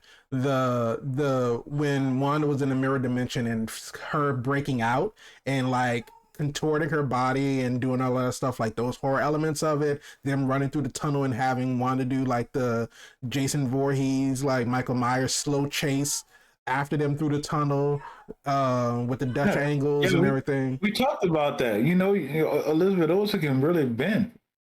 Yeah, yeah. And it's just I appreciated those parts of the movies. I thought that was enjoyable, the horror aspect of it, which is why I'll be interested to see, what Scott Derrickson's release a Derrickson cut. There's no Derrickson Right? cut. He didn't even start on the movie. Start that hashtag right now. Release the direction cut. But See what multiversal madness really was going to go on. yeah, so I would have liked to see, I would have liked to see it to be like an actual horror movie. I think that would have been fun. That'd be something different for the MCU. But Well, if the MCU was going horror, and clearly they are with the release of Werewolf by Night, and we're getting Blade coming up, we got to give you a little bit. I noticed this about the MCU. They try to feed you a little bit. They don't throw it on you all of a sudden Right. in the terms of trying to get you used to these things. I mean, we got a little bit of variations with variants and Loki, and you got a little bit of variations with multiverse stuff again with Loki, and they're trying to explain timelines, and all the way back to Endgame or Infinity War, they're telling the same story of the timelines, and they're showing you how Tony created the Morbius loop, the time travel through these quantum things, and again, we're making sense with that. Yeah. Don't get me wrong. I get the overall story that we're trying to say. We're introducing the general population to multiverse variants and, the possibility of having your favorite character not look like your favorite character, which I think is a genius move for Marvel, because you're going to have to start recasting some of these actors. Some of these actors are getting older in age. They're getting their contracts ended. Some of them are choosing not to continue on to play these characters anymore. And if you have that as a company, it's like, what do we do now if we no longer can have Iron Man? What do we do now? Because we have so much more story that we have to tell with Iron Man. How do we get another Iron Man back in here? So you get your offsets of Iron Man. You're going to get an Iron Lad. You're going to get a Riri Williams, which is Iron Heart. You got Iron Patriot or U.S. Patriot. No, War Machine. Call him by his real name, Colonel Rhodes. And then you got Iron Man-ish type of characters, but there's no substitute for the OG. Armor Wars. But there's still no substitute for the OG. You want Iron Man. And even if they cast somebody else that's a Tony Stark from a different universe, dimension, timeline, he's still not Robert Downey Jr. He's going to bring his own personality and swag to the character. And you, as an audience member, you're going to have to just accept that and love that, because that's who they choose to cast as the next Tony Stark. Right. So the same thing's going to happen with Hugh Jackman and Wolverine. These iconic characters that's been linked to these iconic actors, you're going to have to detach them because they had their run and their time is done, and we have to accept the fact that we move on. Hashtag not my Batman or not my Wolverine or not my Iron Man is coming soon. But at the same time, it's a great opportunity for some of these newer actors to come in and make those characters their own as well. These are legendary characters, legacy characters that Marvel has already said they're legacies. They're being passed down. Hawkeye is a name. There's Hawkeye Clint Barton. Then there'll be Hawkeye Kate Bishop. Then there'll be Hawkeye whoever. Just like Black Widow is Black Widow Natasha Romanoff. Now there's Black Widow Yelena Belova. Now there's going to be Thor, Odin's son, but there's the mighty Thor, Jane Foster, and then so on and so forth is a legacy. So get ready for that. And they did a great job of that. Now, story-wise, they just, where's the ball? They dropped it. They dropped it, and it was glass, and it's broken. I'm going to go to my number 4? Mm-hmm. Should you go? Should I go? I just did my number 4. Where are you in all of this? With that ball that was dropped.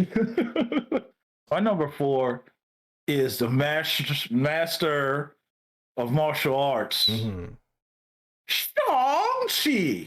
That's not offensive. That's his name. And I just decided to say it weird. It's weird. Weirdly said Shang-Chi and the Legend of the Ten Rings. Listen, there's a lot of stuff that I did like about this movie, and a lot of stuff I didn't. I'm gonna go with the latter first. Okay. Which means I'm gonna go with the former first, because I like to keep things infinitely plus awesome and confusing. You definitely got the confusing part down.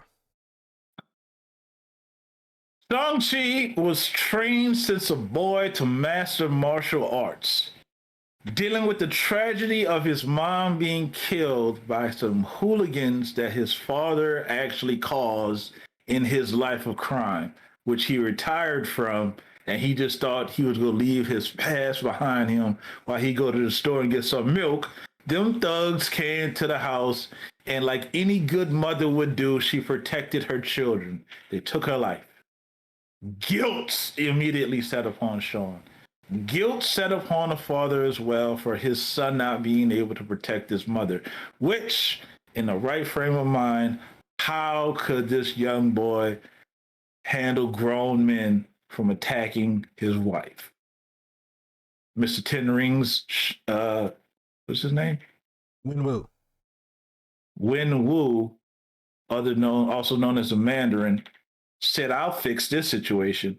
He trained the shit out of his son to a point of beating. If you call social services, clearly they've been over there stopping that nonsense. They were beating this boy with stick and beating him to death to a point that they turned his pain receptors off, only making him a savage killer. To release him on the people that took his wife's life. In doing so, he fulfilled his mission, did everything he was trained to do, took the lives of the people and got revenge on the ones that took his mom from him. Sat so hard on his chest, he ran away from home, only to come to the good city of San Francisco, where he lived a very modest life as a car valet at a hotel or restaurant or a combination of both, where he met his friend Katie. And they sing karaoke and get drunk. And Sean wants nothing to do with his old life or his dad. And he's just trying to live his best life. Until daddy calls you home by sending armed assassins to retrieve your child. Armed assassins with every intention of killing him and either bringing back his corpse or him alive. Well, they really just wanted the amulet, the necklace around his neck, right? That's stupid. Why would they do that? Because, hey, we found your son. We got the amulet. No, they wanted him to come home because he was trying to tell him, I think I found your mother. She's behind these sweet, sweet dragon scale doors. I hear her calling out to me. And of course, they're like, you're crazy. Mind you, he wanted his son to take over his crime organization, which makes no sense again, because these 10 rings, which are bracelets, I don't know why you call them rings, I guess because they're round, grants eternal life and youth. The Mandarin is over 100 years old. Looks like he's 20, at least in his late 20s. Going straight, playing golf, swimming, living a bachelor life. Like he ain't worrying about nothing. Got a daughter that was right there, ready to take on the organization. She's like, I'm ready, Dad, tag me in. No, get out of here, girl. You don't know what you're talking about. Somehow she ends up running underground fights and all these things like this now, because she go get hers, independent. All my women that's independent, throw your hands up at me. She's gonna get hers. Now, that's the basic story of Shang-Chi and the Legend of the Ten Rings. That's just a quick synopsis. If you sound interested, go watch the movie. Is it super? That's for another podcast. Here's my thing.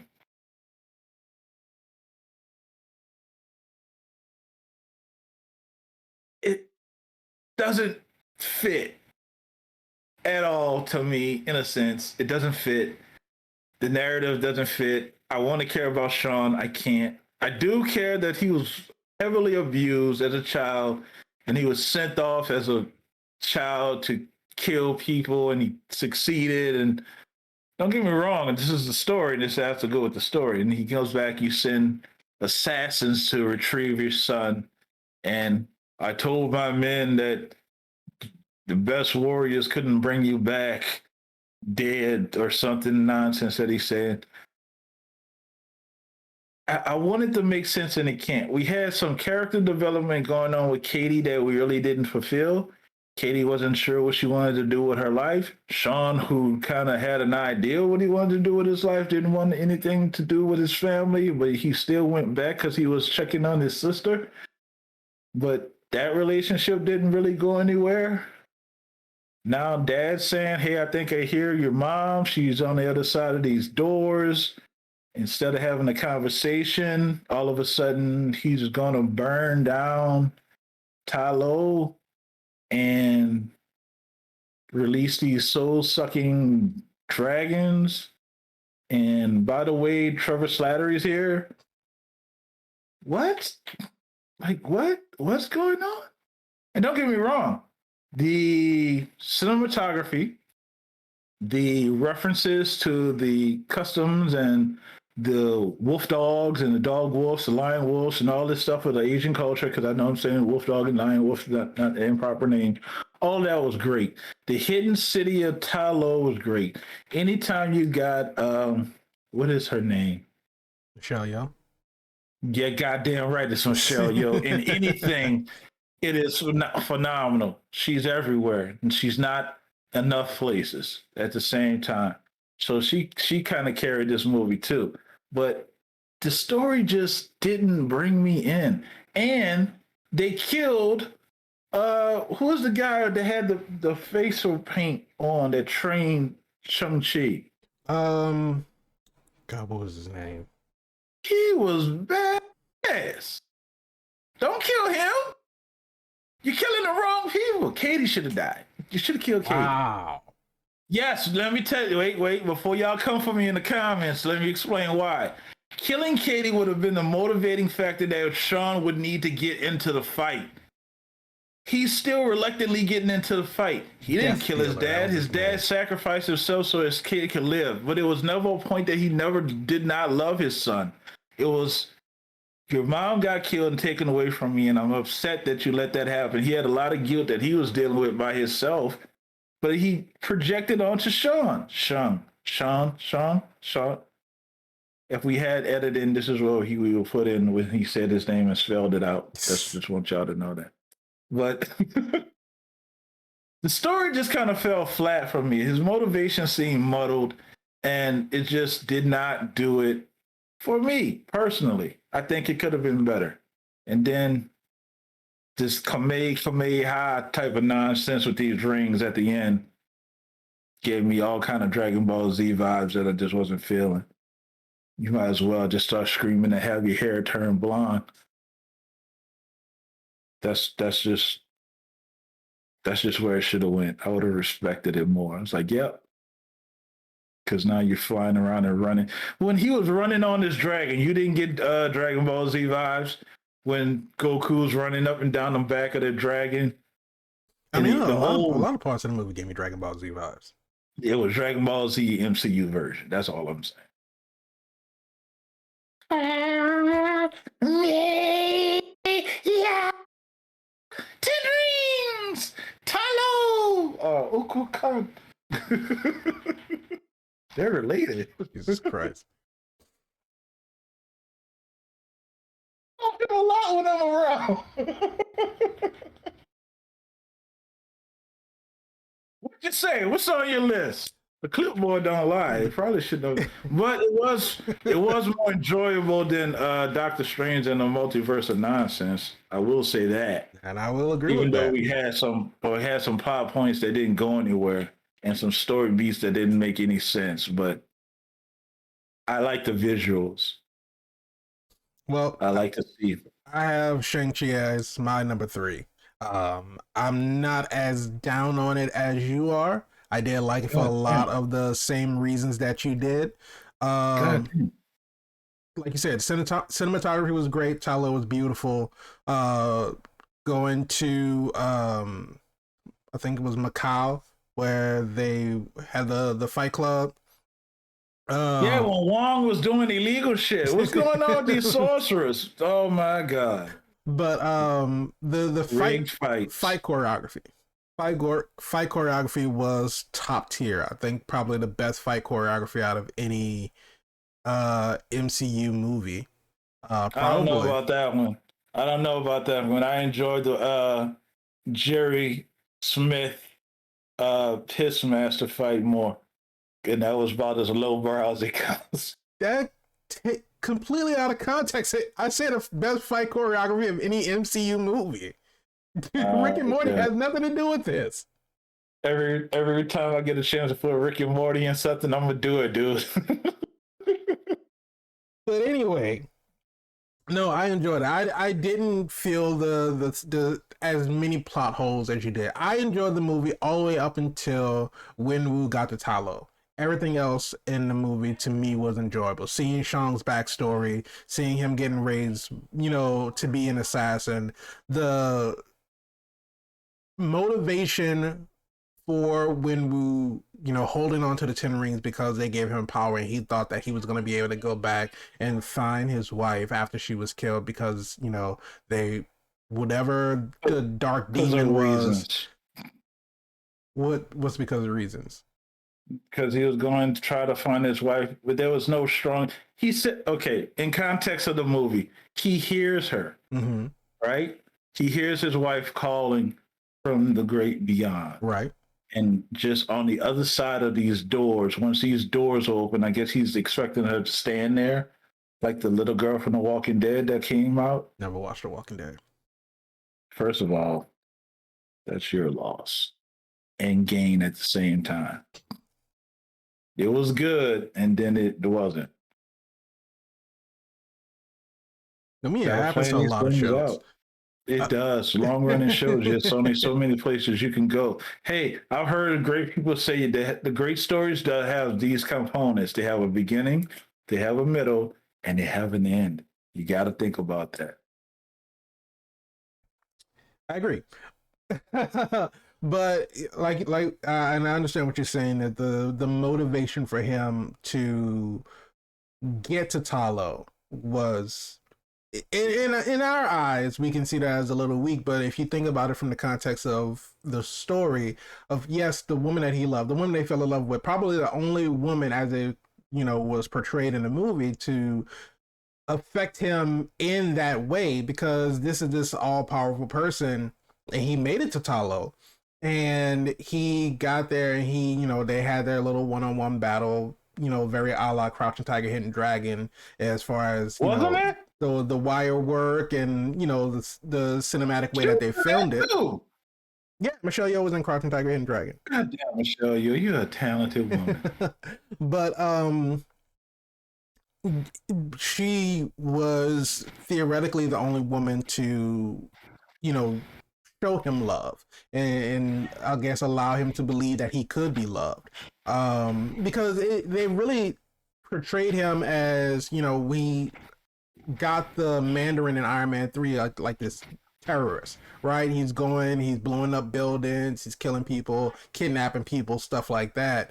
Whereas when Wu, who is the Mandarin, he was a conqueror in his, I would say, younger days, like back in, ancient times or whatever. But once he met, and it was Li, that was Shang's mom's name.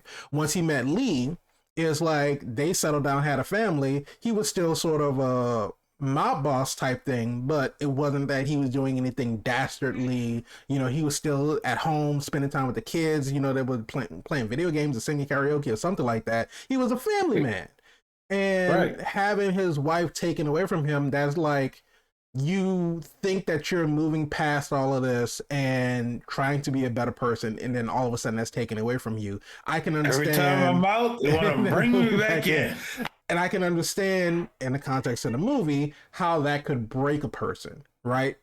And I'm probably projecting here, but having his wife taken away from him, having his wanting to compensate for that by building his son up to be powerful, to be, an assassin, to be someone who could be able to stand up for himself and defend himself, but then at the same time, ignoring his daughter, putting his daughter on the back burner because he doesn't want her to get hurt. And now he's put himself in a situation. Get out of here, girl. But he's put himself into a situation to where he's pushed Shang-Chi away, and now he's gone. And then his daughter is like, okay, well, you never really cared for me anyway, so I'm gonna leave. And so now he's just left with himself and his thoughts. So now he's hearing his dead wife, and this is like my only chance of getting my family back, because maybe if I had my wife here again, I could have my kids back. So that drives him mad, and that leads him to go and to try to figure out how to open up this door, because this demon is promising that it's going to bring my wife back and that's going to fix all my problems. So it's weak, but to me it makes sense. Makes sense, and he does succeed. Let's He not get it does. twisted. He succeeds. The door's open, and a soul-sucking dragon comes out, and now we got this good dragon that's in the water, Mhm. and now we got dragon on dragon, And that's where the and movie fell apart for me. yeah, That's welcome when it to all fell apart. Game of Thrones MCU version. That's what that But is. but for me, everything before that, the fight on the bus, the relationship, I liked the relationship between Sean and Katie. I thought it was nice. I liked her calling him out when they were on the plane. She was like, "What's your real name?" He was like, "Well, it's Shang-Chi." It's like, Shang, like, your name is Shang-Chi and you changed it to Sean. Like, that's as far as you Yeah, can get from it. And it's so like complex.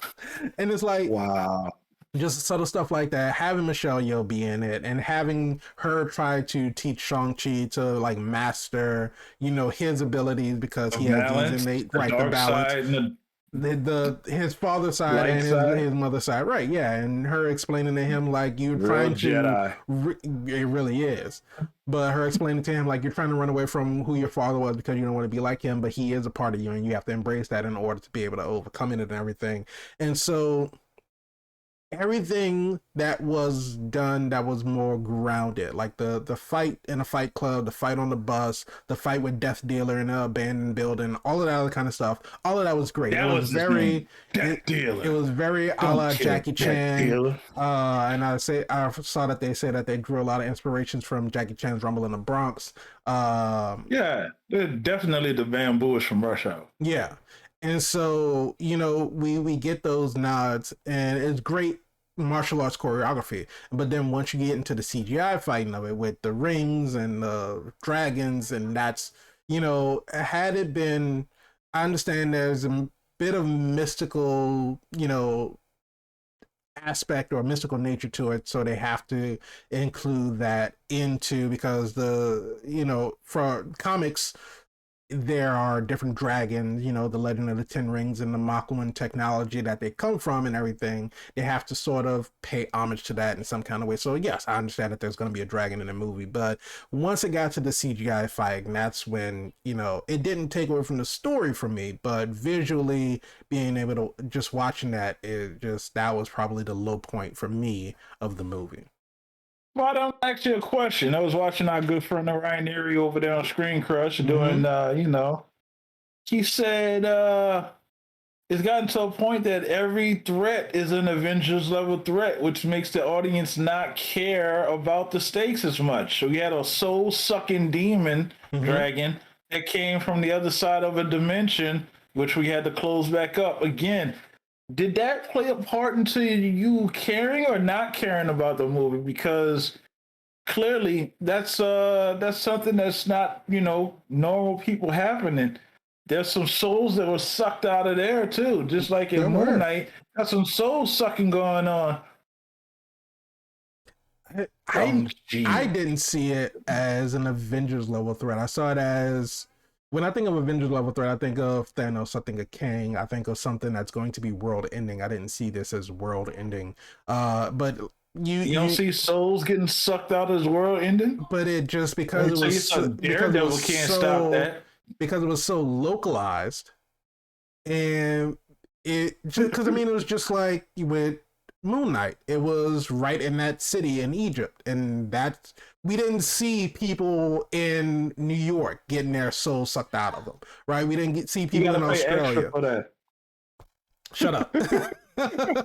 But it was localized to that one area. So in the context of the movie, I don't see it as a global threat. I see that this is this very localized thing. And yes, the heroes that are in the area are capable of handling it. It didn't seem like they needed extra help from outside of this core group of individuals in order to take down this threat. but it didn't make me not care about it. I thought that I thought it was outlandish, right? I thought that it, if it would have been a demon, like a human sized demon, or maybe just like a little bit larger than human sized demon, I felt like that could have been something that they could have actually, like Shang-Chi and Wenwu could have fought that. When Wenwu realizes that, oh, this is not what I thought it was going to be, now this person is going to destroy the place where my wife grew up. Now Shang-Chi and I need to fight this enemy. Then if Wenwu would have died, sacrificed himself to save Shang, that would have been a little bit more enjoyable to me versus it being a giant dragon size demon. You know, if it would have been like a you know, just kind of like a human, not a human, but a person, a demon shaped person, or a person shaped demon, however you want to call it, but just something that they could have, because we got all of this, we got all of this hand to hand combat throughout the rest of the movie. End on that. End with a hand to hand fight. End with Shang-Chi and Wenwu. Yeah, they're fighting each other to battle for the rings, but when they see that they're now sharing a common threat against them, have them team up and fight this new enemy. Why does the MCU have a thing about killing their villains? I don't know. There was really no reason for there's only the Mandarin to die. There's been one. It starts with one. I'm trying to think about how many villains in MCU movies have not died. And the only one that I can think of so far is Zemo. That's right, because Zemo's a boss. He's a baron. Boss Baron Zemo. That's it. That's all you got. Everybody else? Ronan dead. Thanos dead. Mm-hmm. Who else? The Mandarin dead. Yep. Yellow Jacket dead, but he's back as MODOK now. But you know, Yellow Jacket is dead. Yeah, Yellow Jacket is dead. Ironmonger is dead. Whiplash is dead. Red Skull, we thought died. He came back. He's dead, and he was a ghost until he come back again. He's still considered dead. Yeah, can't touch nothing. Can't touch this. Just Killmonger dead. Yeah. Just killing all villains for no reason. Because what makes the comic books incredible is that these villains will pop up again. Yeah. Yeah, out of nowhere. Ultron, dead-ish. There's a lot of hints because coming back. They want the movies to have like some kind of finality. Like we haven't established like the raft.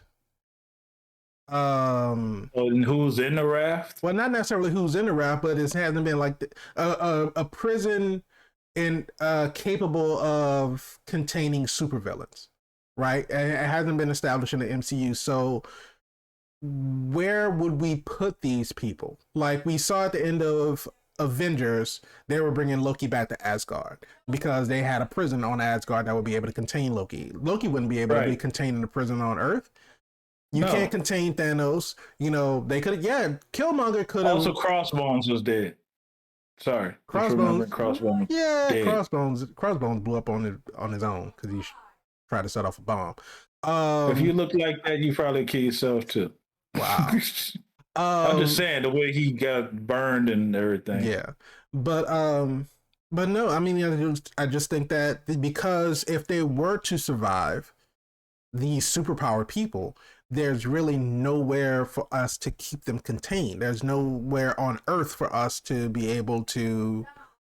Wait, the raft does exist. The Avengers are in the raft. Yeah, I mean, Tony Stark visited, and Steve Rogers broke out Sam. That was Ant-Man. Yeah. Okay. It goes underwater to make sure nobody gets out. Then I don't know. And Steve swam in there like a is guppy. that where Zemo is now?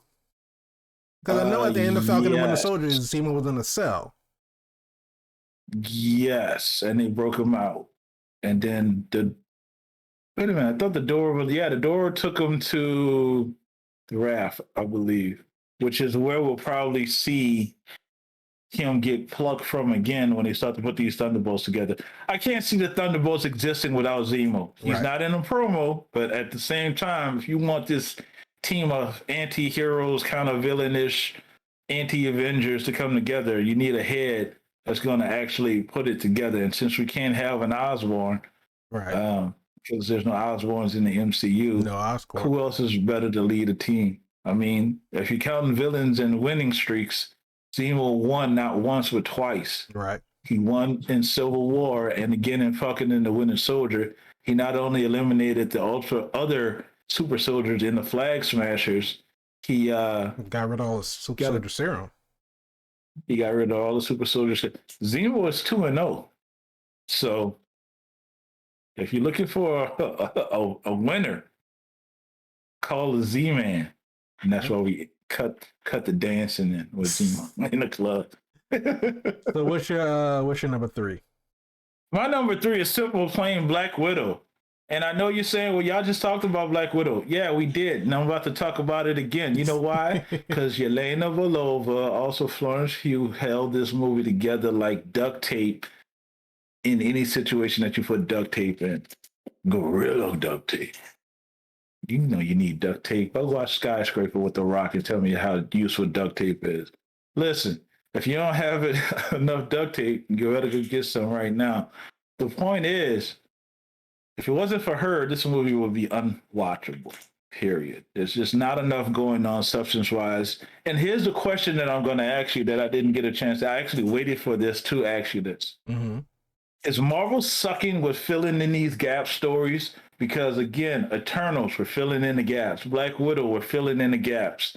I would say the Guardians of the Galaxy Christmas special, but that's not really filling in the gaps. It's kind of giving you a catching up with the Guardians, and this is what they were doing. Mm-hmm. But the filling in the gap stories, we're not seeming to hit the target or landing. Even Hawkeye, which again, it's not filling in the gap because it happens at the end game, but it feels Philly in the gap-ish type of scenario, which I don't remember where Hawkeye fell on my list the last time, but it wasn't at the top, I can tell you that. No, it was pretty low. I want to say it was like 6 or 7. Could have been. Is that where MCU is failing? Do they have stories? I mean, they were known for tying up loose plot holes, plot threads that wasn't going anywhere, picking up story beats and storylines that looked like they could have went somewhere with it and then took it somewhere. Are they bad now at filling in the coloring inside the lines or filling in these stories? What do you think? Is this something they could do? Or should they not do this? We had a taste of it with Mysterio with Spider-Man. That wasn't really filling in a gap. It was more like a previous reveal with Mysterio being a part of the Barf technology. Yeah, that was like a retcon type thing. Yeah, that's the word I didn't think of saying when I said the other stuff. Are they bad at filling in the gaps? I asked you first. I'm repeating the question so I could give. I'm repeating the question and then formulating my answer. I won't say that they're bad at it. I just think that the direction that they decide to take these stories in is, in a sense, I feel like they overcommit in a way that, because we talked about with the Eternals, right? This is filling in the gap of basically all of human civilization, right? The Eternals are supposed to be here for the entire thing. We don't need the love story between Cersei and Icarus that serve nothing in the plot. You know, it really it explains why he flies off into the sun. Because it's getting hot in her and he wants them to take off all their clothes. No. I don't know, dude. Why did Icarus fly into the sun? That made no sense. That's what I'm saying. It's just it in the sense of them filling in the gaps, yes, we had the basically it was almost a throwaway line as to why the Eternals didn't help out when Thanos was on Earth in Infinity War, because they had an agreement with the Celestials that they wouldn't interfere in deviant business or interfere in anything that deviants were responsible for. Yeah. So we get that line, and then nothing else. It was like, y'all had this question, this is the answer, deal with it, moving on. So in a sense, here. What so the Eternals really didn't fill in any other gaps besides that. They just told a different story about things that happened in human history that we were already knowledgeable of, and just inserted the Eternals in it. And having that's just telling a different story of what happened in the meantime, right? These things were going on while human history was, going on. Black Widow, this was one that's supposed to fill in gaps, because this is supposed to take place between Civil War and Infinity War. So it was like, well, what was Black Widow doing in that time? But it didn't do that either. It gave us flashbacks of Black Widow's origin. Right. And then if you flash forward to it's not present time, but in that run time where she was on the run, now we have a mini mission of this is what we were doing, but you still didn't see her meet up with Steve and Falcon. No. You have no idea. It was 2 years that they were together. So how long was this time before she met up with Falcon and Cap? Where'd she meet him? How'd she get the Quinjet? Oh, her friend got it for her. How the hell did he get it? Right, because this is on an Avengers campus, and you seen at the end of what was it when Thor took off and Cap and Iron Man was there. Was that Ultron? Yeah. So the Avengers compound was heavily occupied. You think Mason just walked in there and like, I'm just gonna go ahead and take this? Unless he was like a former SHIELD agent or something. Again, we don't know this. This movie should have been right there underneath. Nah, I got it right where it needs to be. If you say so. Well, it was enjoyable in the strength of, like I said, she saved the movie, and I'm not just going to exaggerate about it. She was a joy and a delight. I left that movie saying, I can't wait to see her again. I wonder where they're going to put her. And then when I found out she was going to be in Hawkeye, I was all in. And she stole the show in Hawkeye. The mac and cheese and the hot sauce and then she looked amazing. And then she jumped out the window and was like, that was a signature move. I didn't like the fact that she was manipulated into believing that Clint killed her sister in the first place. But, she's still dealing with the loss. She could easily be manipulated. Val has a silver tongue, so I'm sure she spent it to get, that's her thing. She gets people to do stuff by saying the right stuff to get them to do it. But right. Number two. My number two.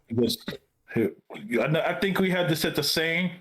So I'm going to say at the same time you do, okay? Like rock, paper, scissors, okay? Here we go. There's a little bit of delay in over the internet, so. Oh. We could try. I can't say for sure if it's going to be at the same time. It's the same time. I got this. Okay. On one. Okay. 3, 2, 1, and then you say it, okay? Go for it.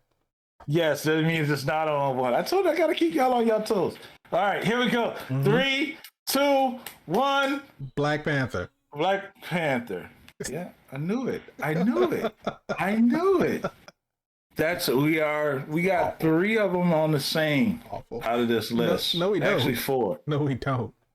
Yeah, no, we got Black Panther together, and we had. Nope. We had another one together. Nope. This is the Okay, I'm not only one. about that. This is the only one that we It have was together. we have another one together. I We do think it not. was We do not. I I am think looking you're at it right right in front and of I'm my face. wrong again. Well, Black What did you Panther, like about Wakanda Black Forever. Panther? I like the emotional storytelling of Black Panther Wakanda Forever. It was, and we talked about this in length. Again, if you want to get more detail about what we thought about Black Panther, you can watch the review episode. But being able I'm to pointing, there's nothing there. there But that's indicating for you to isn't. go back and watch it. But Go ahead, Spider. like we said before, it was a monumental task to carry on with the franchise after the untimely passing of Chadwick Boseman. And so there was the question as to what direction they were going to take the movie in. What were they going to do? Of course, there's going to be a new Black Panther. This is a Black Panther movie. There has to be a Black Panther in it. Who's going to be the new Black Panther? How are they going to transition? Are they going to recast T'Challa? Are they going to do a CGI T'Challa? Both which nobody wanted in the beginning. Closer to the release of the film, people did start calling to recast T'Challa because they wanted a T'Challa in the movie when it was determined that Shuri was going to be the new Black Panther. Now you got one. And now you have got two. You do have two. But being able to see these actors portray, I don't even want to say that they're acting in their grief, because I know that there is elements of realism and all that, because everybody who had any part in the original Black Panther movie and anybody who performed with Chadwick Boseman on any MCU project, I know they were all deeply saddened and deeply hurt by his passing. And so being able to see Angela Bassett and Letitia Wright and Denai Guerrera and everybody performing in that movie, in the funeral scene and the scene where the computer, I forget what the AI's name was, but when he's telling Shuri that it's too late, and Queen Ramonda comes in and tells Shuri that T'Challa has died, just the pain that everybody exhibited from that. It's like that was us, right? When we found out that Chadwick had died, is you don't know what to think, you don't know how to act, you don't know how to perceive it. And the movie taking that and showing like the two different ways of dealing with that grief, where Queen Ramonda is just kind of like solemn and it's like, this is very formal, and this is, I have to, I had to bury my husband, now I'm burying my son, and it's hurtful. But then you take Shuri's reaction to it, and she's feeling like a failure because she couldn't save him, and she's feeling angry because she couldn't do what it is that she needed to do in order to save him. And just being able to see that raw emotion between the characters and the way that it plays out in the movie, I thought that was probably my most favorite part of the entire thing. You add into that, I would say probably my least favorite part of Wakanda Forever was probably the fight scenes. The fight choreography was probably my least favorite part, because there was one fight in particular that I enjoyed, and that was Okoye's fight against the Talokans, on the bridge. the people of Talokan on the bridge. Yes, that was probably my favorite fight out of the movie. He held it down. The fight with the Midnight Angels and the Jabari Warriors and Dora Milaje on the big ship, that one, I don't know. It's just, I'm finding, like, the more we're reviewing these movies and we're talking about it, I'm finding that I don't really care for CGI modeled characters fighting. So like when Shuri was like Spider-Manning her way on the side of the ship and like knocking people off, it's like that just seemed weird to me. The fight between Shuri and Namor on the beach, that wasn't really much of anything. And then she got impaled, and it was just no blood on the driest driest. And it just but beyond that, beyond the fight scenes, but just we get to see more of Wakanda, beautiful city. We get to see Talokan, beautiful city underwater. We get to the music was hitting in the film. The music was phenomenal. um, but I just thought that it for what they were presented with, I think that they handled it really well. I think the movie was done really well. And I think that it was a testament of the love that they have for Chadwick Boseman, but also the love that Ryan Coogler has for the character, because he was able to sort of pivot and still produce a mostly coherent film. We did get a little bit muddled when you're talking about how Namor became, or I guess just Namor was born a mutant, but because his mother ingested the vibranium infused herb that gave him more powers. Whatever. Not a heart shaped herb. It's a plant. It's But a plant shaped herb. and that turned them all into sea dwelling people, and so they Yeah, only survive aqua people. underwater. Yeah, and so it's a little bit muddled, muddled in that Yeah, because sex in that area. it was a handful of them, Mm-hmm. and then when you flash forward to the future, it's a whole bunch of them. it's a whole There's a civilization. whole lot of them. Somebody been getting that water make you frisky. And yeah, so I don't know how they created a whole country of people from like 10. Right. So It's a lot of sea kelp getting shared.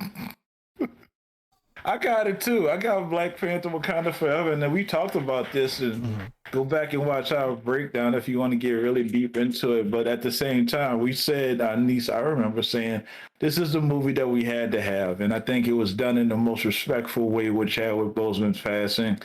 Where do you go? What do you do? How do you even move forward? And I think it was done so respectfully, yet and still entertaining. Yet and still, there's some questionable spots in there, right. a few of them, but at the same time, it was a great movie. I thought so. I like how it balanced the celebration of life with the Black Panther, but then the tragic unpassing again with the Queen dying. And if you're watching this and you haven't watched Black Panther, and I spoiled it for you, grow up. Anyway. We said 2023, no spoiler warnings. You're going you should have knew what it was. You're watching the video, you already know what it is. Sorry, not sorry. So when the Queen passed, you got that reference again, and you just bam. When they cut the Siri again, it's like you seen her in her emotional ceremonial garb. It's like, dude, this is horrible. And then the city had just got flooded. There was not a lot of people at this ceremony. It was like, what we got to do something, you know? Right. And she's frustrated, and she can't synthesize the heart-shaped herb. And then it's like, again, great movie. Some things didn't make sense. Like, just because, you brought Shuri down to your country, then you give her your mom's bracelet, something so personal, but then turn around and you gave her the exact thing she needed to just kind of destroy you, because she didn't have Black Panther powers at that point. The heart-shaped herb was destroyed, and she's like, hey, this is made from the same base principle stuff. Ends up being the ingredients that was missing from her formula. Right. Now she's got 98%, 90 something percent. It's close enough. Yeah. She took it. Now she's throwback. She's punching the mannequin. Just like her brother kicked the mannequin. She punched the mannequin and had that same type of result. Now she is a new Black Panther. I would like to see her show up again doing more Black Panther-ish stuff. Again, I wasn't thrilled about the Spider-Man-ish stuff on the side of the boat. And the truth of the matter is, Wakanda got their ass kicked in that movie. They really did. They were outnumbered like 5-1. Well, when you're thinking about going to take the fight to them on the water, you're at a disadvantage already. With the water grenades. Those water grenades were deadly. I'm trying to order some off of Amazon to see if I can get some by Christmas time. You know what I'm saying? I'm about to go flood some houses and streets. At the same time, it's like, we had to go through this, and I think if you putting anything on it other than this is a movie that you have to shut up, sit down, and just receive, then you was looking at it wrong. And following those guidelines, I enjoyed it.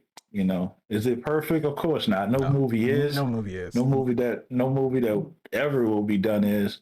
But at the same time, man, it was enjoyable. I liked it. I liked it a lot. Great. So because we had the same number 2, we got the same number it's 1. obviously got the same number 1, which is the web slinger himself, Spider-Man, Mr. Peter Parker, Spider-Man. These home titles. Are we done with these home titles? I think we are done with the home titles. I think they had their trilogy and they wrapped it up. And now this is sort of a new era of where we're going with Spider-Man, because we left all of that stuff behind because it was basically just, you think about it, it was like a Spider-Man's Tony Stark trilogy. Right? Because Spider-Man Homecoming, he gets the suit from Tony, and he got the suit from Tony in Civil War, but like Tony's monitoring him. He's trying to report him to Happy because he wants to be a part of the Avengers. And so we get the conflict of him thinking that Tony's not treating him like an adult, but Tony's like, he's watching from afar, but just doesn't want to, hover over him, all this other kind of stuff. And so we get all of that. Funny you say that. In that scene, he actually is hovering over him. He is hovering over him. The symbolism. Nice. But so then we go into Spider-Man Far From Home, and so Tony's dead now, and so the world is like, well, who's going to be the next Iron Man? And so he gets the Edith glasses, and it's Tony Stark-ish, and we get the villain who has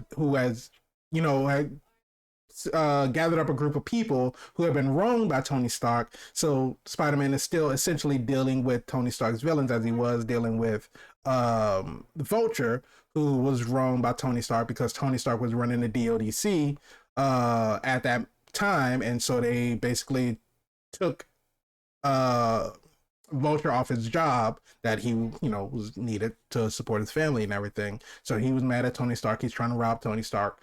Spider-Man's trying to stop him. Spider-Man Far From Home, Mysterio's taking Tony Stark technology. Spider-Man has to stop him. And so because of all of that, Mysterio reveals that he knows who Spider-Man is. It's Peter Parker. So now he's dealing with the aftermath of that. And then he goes in, tries to get everybody to forget. He goes to Doctor Strange. They do a spell. It brings all of the Spider-Man villains back from the different multiverses. After all of this, we dealt with that plot point really kind of swiftly, right? It's like Spider-Man's identity, and yeah, we're past that. We're in some multiversal stuff now.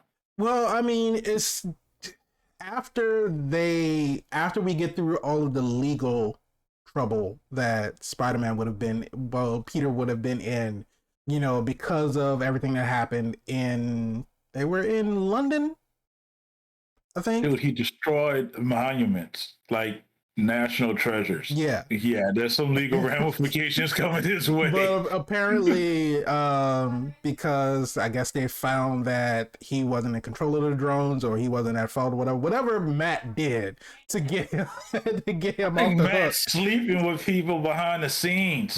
He's talking about he's really a good lawyer. I think that's code for he's laying down Daredevil D. He laid down a double D.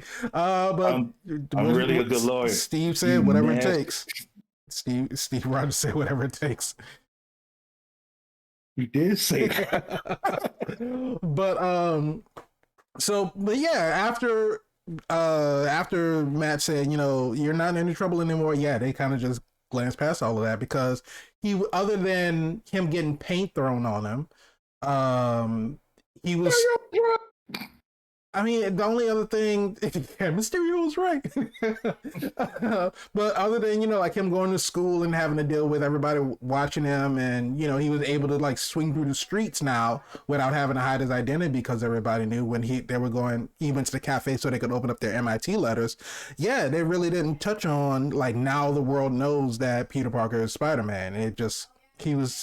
Seemed like he was, and we don't really get to see him doing much outside of that because we had to deal with all the multiversal stuff, but we don't really see him going out and being Peter Parker and getting noticed or otherwise, other than the paint getting thrown on him getting accosted for being Spider-Man. But yeah, so we kind of did, it happened. It was like we dealt with the ramifications of it in that little frame of time, and then after that, now we have bigger problems because we have the characters from the multiverse here, so now we have to deal with that. What a missed opportunity, man. There was so much story to tell in that, discovering who Peter Parker actually is, only to retcon everything and start him over. Now no one knows who Peter Parker is. Right. So I'm not mad about you wrote that and now we immediately took away from it, but at the same time, yes, he's alone now. But here again, I just asked this question. There was a multiversal threat going on in this movie. Mm-hmm. Doctor Strange got to deal with ripping the multiverse open. Don't get me wrong. I am grateful to see Tobey Maguire and Andrew Garfield come through, do their thing. I am grateful that they gave Andrew the opportunity to save a Mary Jane-ish character in MJ, which gave him 100% redemption, because, again, it wasn't him that made the Amazing Spider-Man less amazing. It was the writing. Right. And hashtag let's go ahead and get another Andrew Garfield Spider-Man going on, even another Tobey Maguire one going on. Please. But and I think, again, the setup is there. We can, general audience or even the fandom, understand that there's multiple Spider-Men. There's multiple Batman. There's Robert Pattinson and Ben Affleck and George Clooney and Val Kilmer and the OG Michael Keaton. Listen, we can understand it. Just make the stories worthwhile, and we can enjoy it. This was enjoyable. We talked about this in detail. Go back and watch our video of Spider-Man breakdown. The only gripes that I have from it is the transition from Peter Parker or Tom Holland, the character of Spider-Man, just getting so angry that he wanted to kill Green Goblin. I just didn't. There was some filler in that would have brought me to that. They cut it, and I just didn't feel like you went from sad to murderous, especially since you wanted to cure them before. No, motivations is there. Yes, you killed my aunt. I'm not saying that you shouldn't have revenge on your mind, but at the same time, give me a little more. Give me, Goblin is mine. Where is he? And, hey, man, don't allow that to. I just didn't. I was out of it for that. That's my only critique. I can live with it. I don't know why you can't live with it. General audience that's watching the show, you should be able to live with it. But I would have liked that transition just have been a little more. Happy to see everybody in the movie, though. Jamie Foxx was there. We got Electro. We got, all these great cameos. But, it's a Tom Holland movie. I wanted to see Tom deal with. Where are we going now with Tom? Does he get his own villains now? Who is this villain going to be? I'm hoping so. And Spider-Man has a number of villains to choose from, right? And I'm looking forward to the next Spider-Man project be a Spider-Man movie, because I felt like this was, even though we had multiple Spider-Man and we still had a cameo from Doctor Strange and everything, I still felt like No Way Home was a Spider-Man movie where, I felt like Homecoming was sort of like a Spider-Man in conjunction with Tony Hawk. Far From Home was Spider-Man in conjunction with S.H.I.E.L.D. because Nick Fury kept calling him. Like, he's on school school trip, right? I'm on a school trip. I'm supposed to be with my school. Why does Nick Fury keep calling me to settle his threat? He's sending a voicemail. All right. and they even, mentioned it in Far From Home. It's like, well, where are the rest of the Avengers, right? Where's everybody else? Why am I the only one that you're calling to have to deal with all of this? And No Way Home was the closest that we got to a Spider-Man movie, centralized in New York, and because we took Spider-Man out of New York, in Civil War, he was in Germany, Infinity War, he was in space, Endgame, he was just dusted, he was gone. Well, he went to Washington. Well, in Homecoming, he went to Washington. Right. So, it's very rarely that he's like friendly neighborhood Spider-Man, which we still haven't gotten a chance to see friendly neighborhood Spider-Man. We got And to that's what I see. was saying. He has an Avengers level threat. Mm-hmm. Does it take you out of the movie or what's going on? Like you want to see No, Spider-Man deal with neighborhood stuff, I like do, but bank robbers and yeah, and to the directors and the writers' credits, they do try to sprinkle that stuff in. It's not the focal point of the movies because we saw in Spider-Man: Far From Home, he saved a guy was getting his bike stolen. And he did that. He brought the guy's bike back. He was sitting on the roof eating a churro. The guy was like, "Hey, do a Spider-Man, do a flip." That's little friendly neighborhood stuff. That stuff is cute and it's fun. But of course, Far From Home, he was out of the country, and here we have, No Way Home. We still got a few clips of that because now that they know he's a high schooler, I forgot what was he doing. He was stopping a purse snatcher or something, and so that was actually the guy that played the purse snatcher was his brother, and so he's Tom Holland's brother. So he strung him up upside down, and he's talking to him, telling him not to do it, all of the kind of stuff. But then now you have the public. This woman was like, asking him did he eat, because treating him like a kid and all this other kind of stuff. So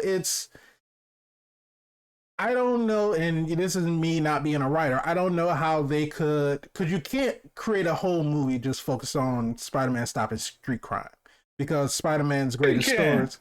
No, because Spider-Man's greatest stories are him dealing with Wilson Fisk, and Wilson Fisk just trying to build some kind of machine, kind of like they did in Spider-Verse, to do something to like blow up New York almost. So just not Avengers level threat, but something that it wouldn't just be, oh, I'm gonna stop a bank robbery, or I'm gonna stop a purse snatcher. Yeah, you have these like 2-bit criminals, superpowered villains like Shocker or Scorpion that do like small petty crime, and that Spider-Man will go stop, but they're still superpowered. It's still too much for the police to handle. And dealing with super villains is what Spider-Man is more known for, and that would make a good movie. But you can't just have Spider-Man, the entire movie be Spider-Man, going to college, stopping a bank robbery, going to college, stopping a purse snatcher. That's something. yeah, but at the same time, like a TV show. What made Spider-Man relatable was he's poor. Yeah, and you're like, how's he gonna pay his rent? Because Jameson's not giving enough for the pictures that he took of Spider-Man. Never. He's dealing with like everyday problems. He's like Mary Jane. He's going on a date, but he doesn't have enough to deal with the date. Then at the same time, this lady's getting her purse snatched, or an intricate plot is going on over here behind the scenes, and Spider-Man kind of stumbles across it, and then he has to deal with that. Then here comes Black Cat swinging, so he's like, who is this? Right. And there's like a lot going on, and you're trying to see how is he gonna get rent, investigate this Black Cat situation. Oh, she's sweet on him. Wait a minute, you have a girlfriend. What are you gonna? No, Peter has a girlfriend. Spider-Man is single, and it's like, whoa, hey, aren't they the same guy? And it's like, as an audience, you're dealing with, hey, wait, aren't they the same guy? Like, what are you doing? Are you cheating on Mary Jane? And then Flash Thompson is here, and he's bullying Peter, and then all of a sudden, bam, Venom. Oh my God, it's like a lot going on at the same time, and you want to see how he overcomes all of this. All grounded neighborhood stuff. Right. But I feel like not the world-ending events that we need the Avengers for. And I feel like if we're going to try to put all of that to happen at once, I feel like that would be better suited for a TV show rather than, because we talked about the formula for Marvel, and like you say, if it's not an Avengers level threat, or because everything is an Avengers level threat, do we care anymore? Because we know at the end of the day the heroes are going to win, right? But hopefully. I think that I don't think Ant-Man's winning. No, he's. We talked about villains getting killed. Kang is not dying at the end of this movie, not at all. But or maybe he does die, and then his variant comes right behind him. But does that cheapen it though? Does that Now cheapen the that this death of a? variant is more deadly than the one before him. I mean, because I feel like they did that with He Who Thanos? Remains. Oh, No, He Who Remains versus Kang, because he said, if I'm not here, if you think I'm scary, wait till you meet my variants. So is each variant going to be worse than the last one? hope Is it not. going to be like it's going to be like Jet Li's the one when one dies, the rest of them become incrementally more powerful? I hope so. I hope not. I don't want to see every time we see Kang that he dies, so the rest of them, so the next time they see Kang, it could be more powerful. Welcome to the show. That's an but just Avengers level threat but right yeah, there. that is an Avengers level draft. But no, just wrapping up our recap of Spider-Man. I just think that having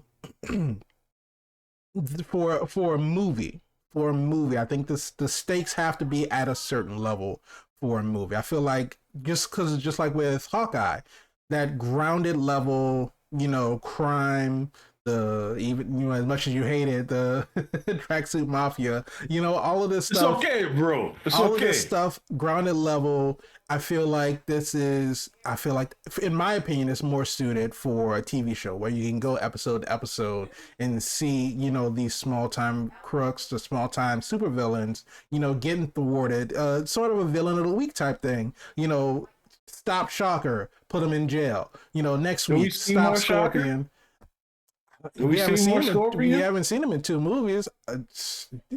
I last time we saw Scorpion was in the post credit scene of Far From Home. I mean Homecoming, and now that Vulture is In the transported into the Sonyverse? Sonyverse, I don't know what's gonna happen. But Muddled? whatever, Morbius comes over? I please don't don't Venom? keep Morbius away. Keep Morbius far away from the MCU. You don't want that juice box? That blue juicy juice? But whatever agreements, negotiations that Sony and Marvel have working together, if we're going to keep getting, because I know Tom Holland, of course, his contract is going to go, come to an end at some point after he's fulfilled all of his obligations and everything. But as long as Spider-Man is going to be a part of the MCU and they're going to make movies about him, I'm hoping that we do still get to see, the other villains that we haven't got to see. Because we've gotten to see a lot of them. We've gotten to see Shocker. We've gotten to see Vulture. We've gotten to see Electro. Well, Electro was from, the old Sony movies. But we still have Hydro Man. We have, You Spot got is... Hydra Man. You got Hydra Man in Far From Home. That wasn't Hydro Man. That was holograms. Close as you're gonna get. No, but I mean, just basically, there's a lot of Spider-Man villains. We haven't even touched on, Fisk being, fighting with Spider-Man. He's gonna have to fight Fisk at some point. At some point we may see a cameo of Spider-Man with Daredevil. Probably not, because it's still Sony and all of that other kind of stuff. But regardless, there's a lot of places that we can take Spider-Man. And now we have the whole Spider-Verse thing. Miles Morales can be introduced into the MCU. That can be, taken into another direction. But, have that, be in a movie, that's probably another, like, Avengers level threat almost, because it's a bigger thing than, just grounded in New York being that friendly neighborhood Spider-Man. So I don't know what the future Spider-Man is going to hold. And as we said many times before, Spider-Man is my favorite Marvel superhero. So I'm excited about any future Spider-Man properties that come out. So but that's not the only reason that Spider-Man is my number one. I thought it was a great movie. I thought the movie was really well done. I thought it was well acted. Like you said, having Andrew Garfield, Tobey Maguire coming back, I thought they did phenomenal. All the flack that they got about their movies, I thought they still brought the talent, they brought the comedy. Andrew Garfield is a delight. Every single line that he delivered in the movie was just, I do have to tingle. I'm just not for bread. And it's just stuff like that. It's just, That was hilarious. it was just great. It was a really good movie. And like you say, was it perfect? No, there was a lot of things, or there was a good number of things in the movie that Whatever. I'm gonna watch it after we finish the show. I've got it on digital Blu-ray and 4K UHD, all that other kind of stuff. You mean it's not on Disney? I don't think it's on Disney Plus because of How dare they? that whole Sony thing. But I don't know. But anyway, Work it that's our out, number one. Disney. Yeah, figure it out. I don't. Sony's gonna hold on to Spider-Man for as long as it can. Yeah, Spider-Man and anything related to it, they're gonna hold I on to it because think, it's a I billion-dollar think property. when they were trying to secretly, quietly reacquire their properties, Mm-hmm. it got to a point that they couldn't because the success that the MCU was having just made you double down on what they had. If you had Right. an MCU property, you knew one, they were coming for it, Mm-hmm. and two, if you could hold it, then you're gonna make oodles amounts of money off selling it back to them. Right. But in Spider-Man's case, because they wanted to get him in there, they've struck a deal. Right. It's like we'll let you And use them, but you know, yeah, but you already seen what was happening, especially with that Fox acquisition. Here's what I learned from Disney. they got pockets. They got deep pockets. Not only do they have pockets, I'm a real student of strategy, right? Mm-hmm. Clearly, Disney have a monopoly, but Oh, absolutely. we're not supposed to have a monopoly. But you think about it, what they do is they acquire these things, and even though you're not supposed to have a monopoly, they create a demand for them to have it, right? So we give you a little bit of Spider-Man. You see, we did this incredibly well. Or the fact that, hey, Marvel should have their characters. Look how well they're doing with their own characters. They know what they're doing. Mm-hmm. Stop letting Fox do this. So it's more like you have the court, the public opinion of the court behind your legal acquisitions to take over these companies. Yeah, we want the MCU to have the X-Men. Give them the X-Men. Give them And Fox. it But doesn't hurt that after the MCU started and they started doing all of these movies with Marvel superheroes, you had things like X-Men Apocalypse and X-Men and Dark Phoenix, oh which yes, was horrible. And you have just play it things into like in their hands, Morbius. right? Yeah, and you have things like Morbius, which is just awful. And it's like, y'all are doing so bad, you can't expect anything else besides the public saying give it back to Marvel, because Yeah, this is not enjoyable. And it's not even but that here's it's the not thing. enjoyable for a comics nerd or people like us who like know the stories about like the characters. These movies aren't enjoyable for people who just want to see an action movie. It's like people went Right. into Morbius like not knowing anything about Morbius. I want to, it's a Spider-Man villain. Maybe it's going to be good, and it's not. And you can't continue to say, How dare you talk about Milo like that? talk about who? My, Milo? Milo. Ain't no whatsoever. Uh, but what I'm saying is, okay, so now you got the court of public opinion saying, yeah, give Marvel their stuff, but that was just not just MCU stuff. There was Hulu, it was in there, and there was Mm-hmm.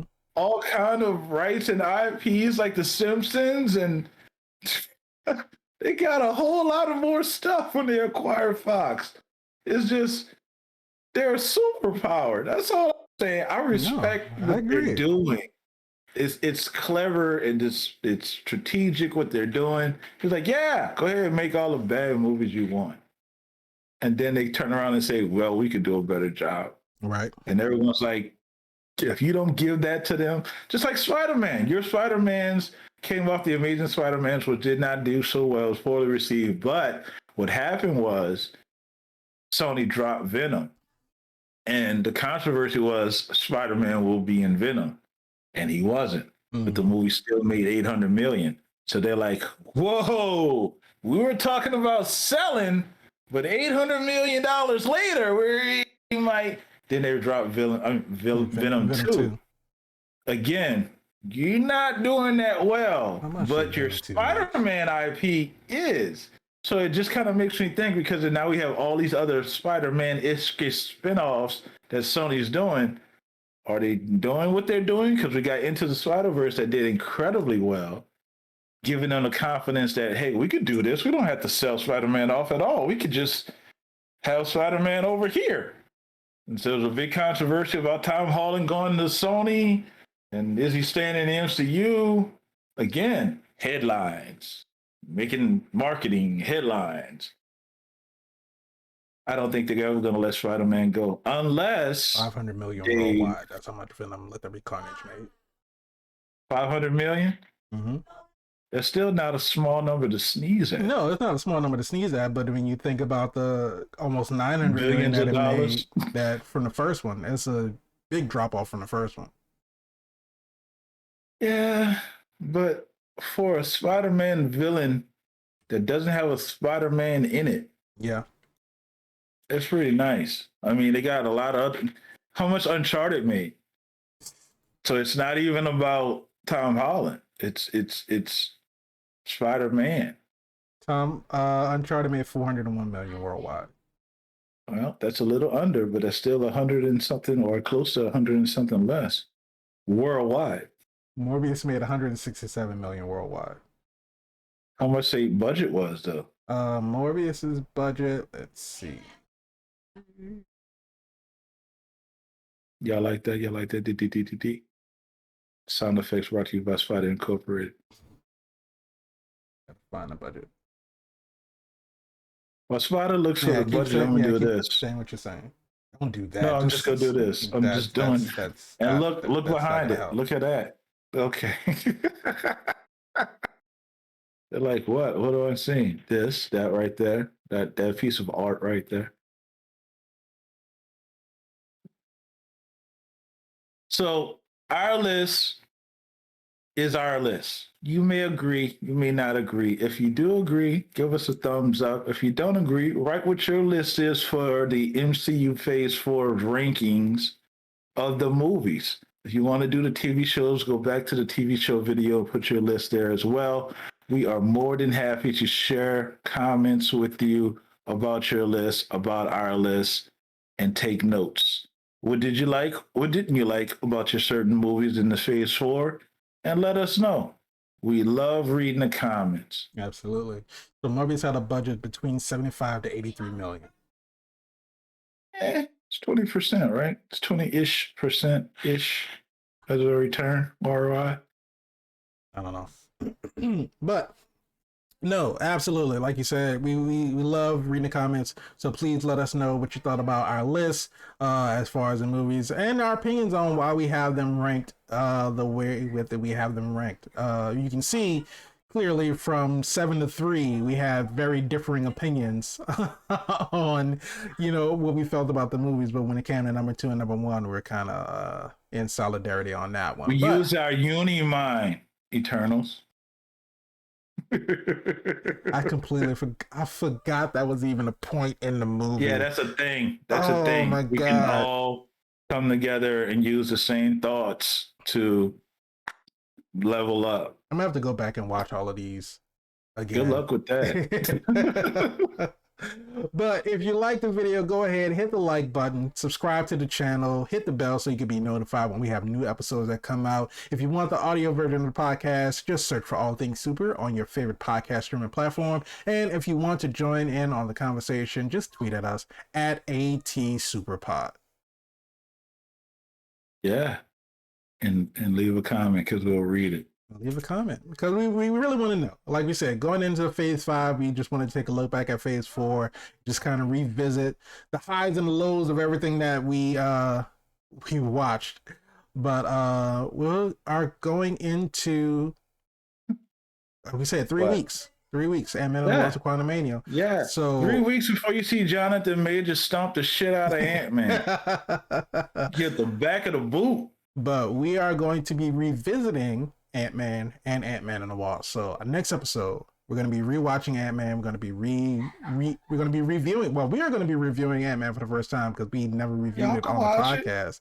But watch along with us. Refresh your memory about where Ant-Man, where the origins of Scott Lang and where he came from. Scott Lang, the thief. Well, next week we're going to rewatch and review Ant-Man. We're going to talk about it. Week after that, we're going to do Ant-Man and the Wasp, and then that's going to build up to Ant-Man and the Wasp: Quantumania once it releases. So I'm excited about it because after not only that, but after Ant-Man and the Wasp: Quantumania, there are some big titles coming in the near future. We're Big already, title. yeah. What are you talking about? You know what? We're going to talk about after this because I sent you a list of everything that we're going to be doing. We're going to need to go back to that so you can be prepared for what we're going to be doing in the future and after these next 3 weeks. Y'all don't meet. I got this. But anyway, thank you all so much for joining us. We appreciate all of the comments. We appreciate the views. But thank you, and we will see you in the next episode.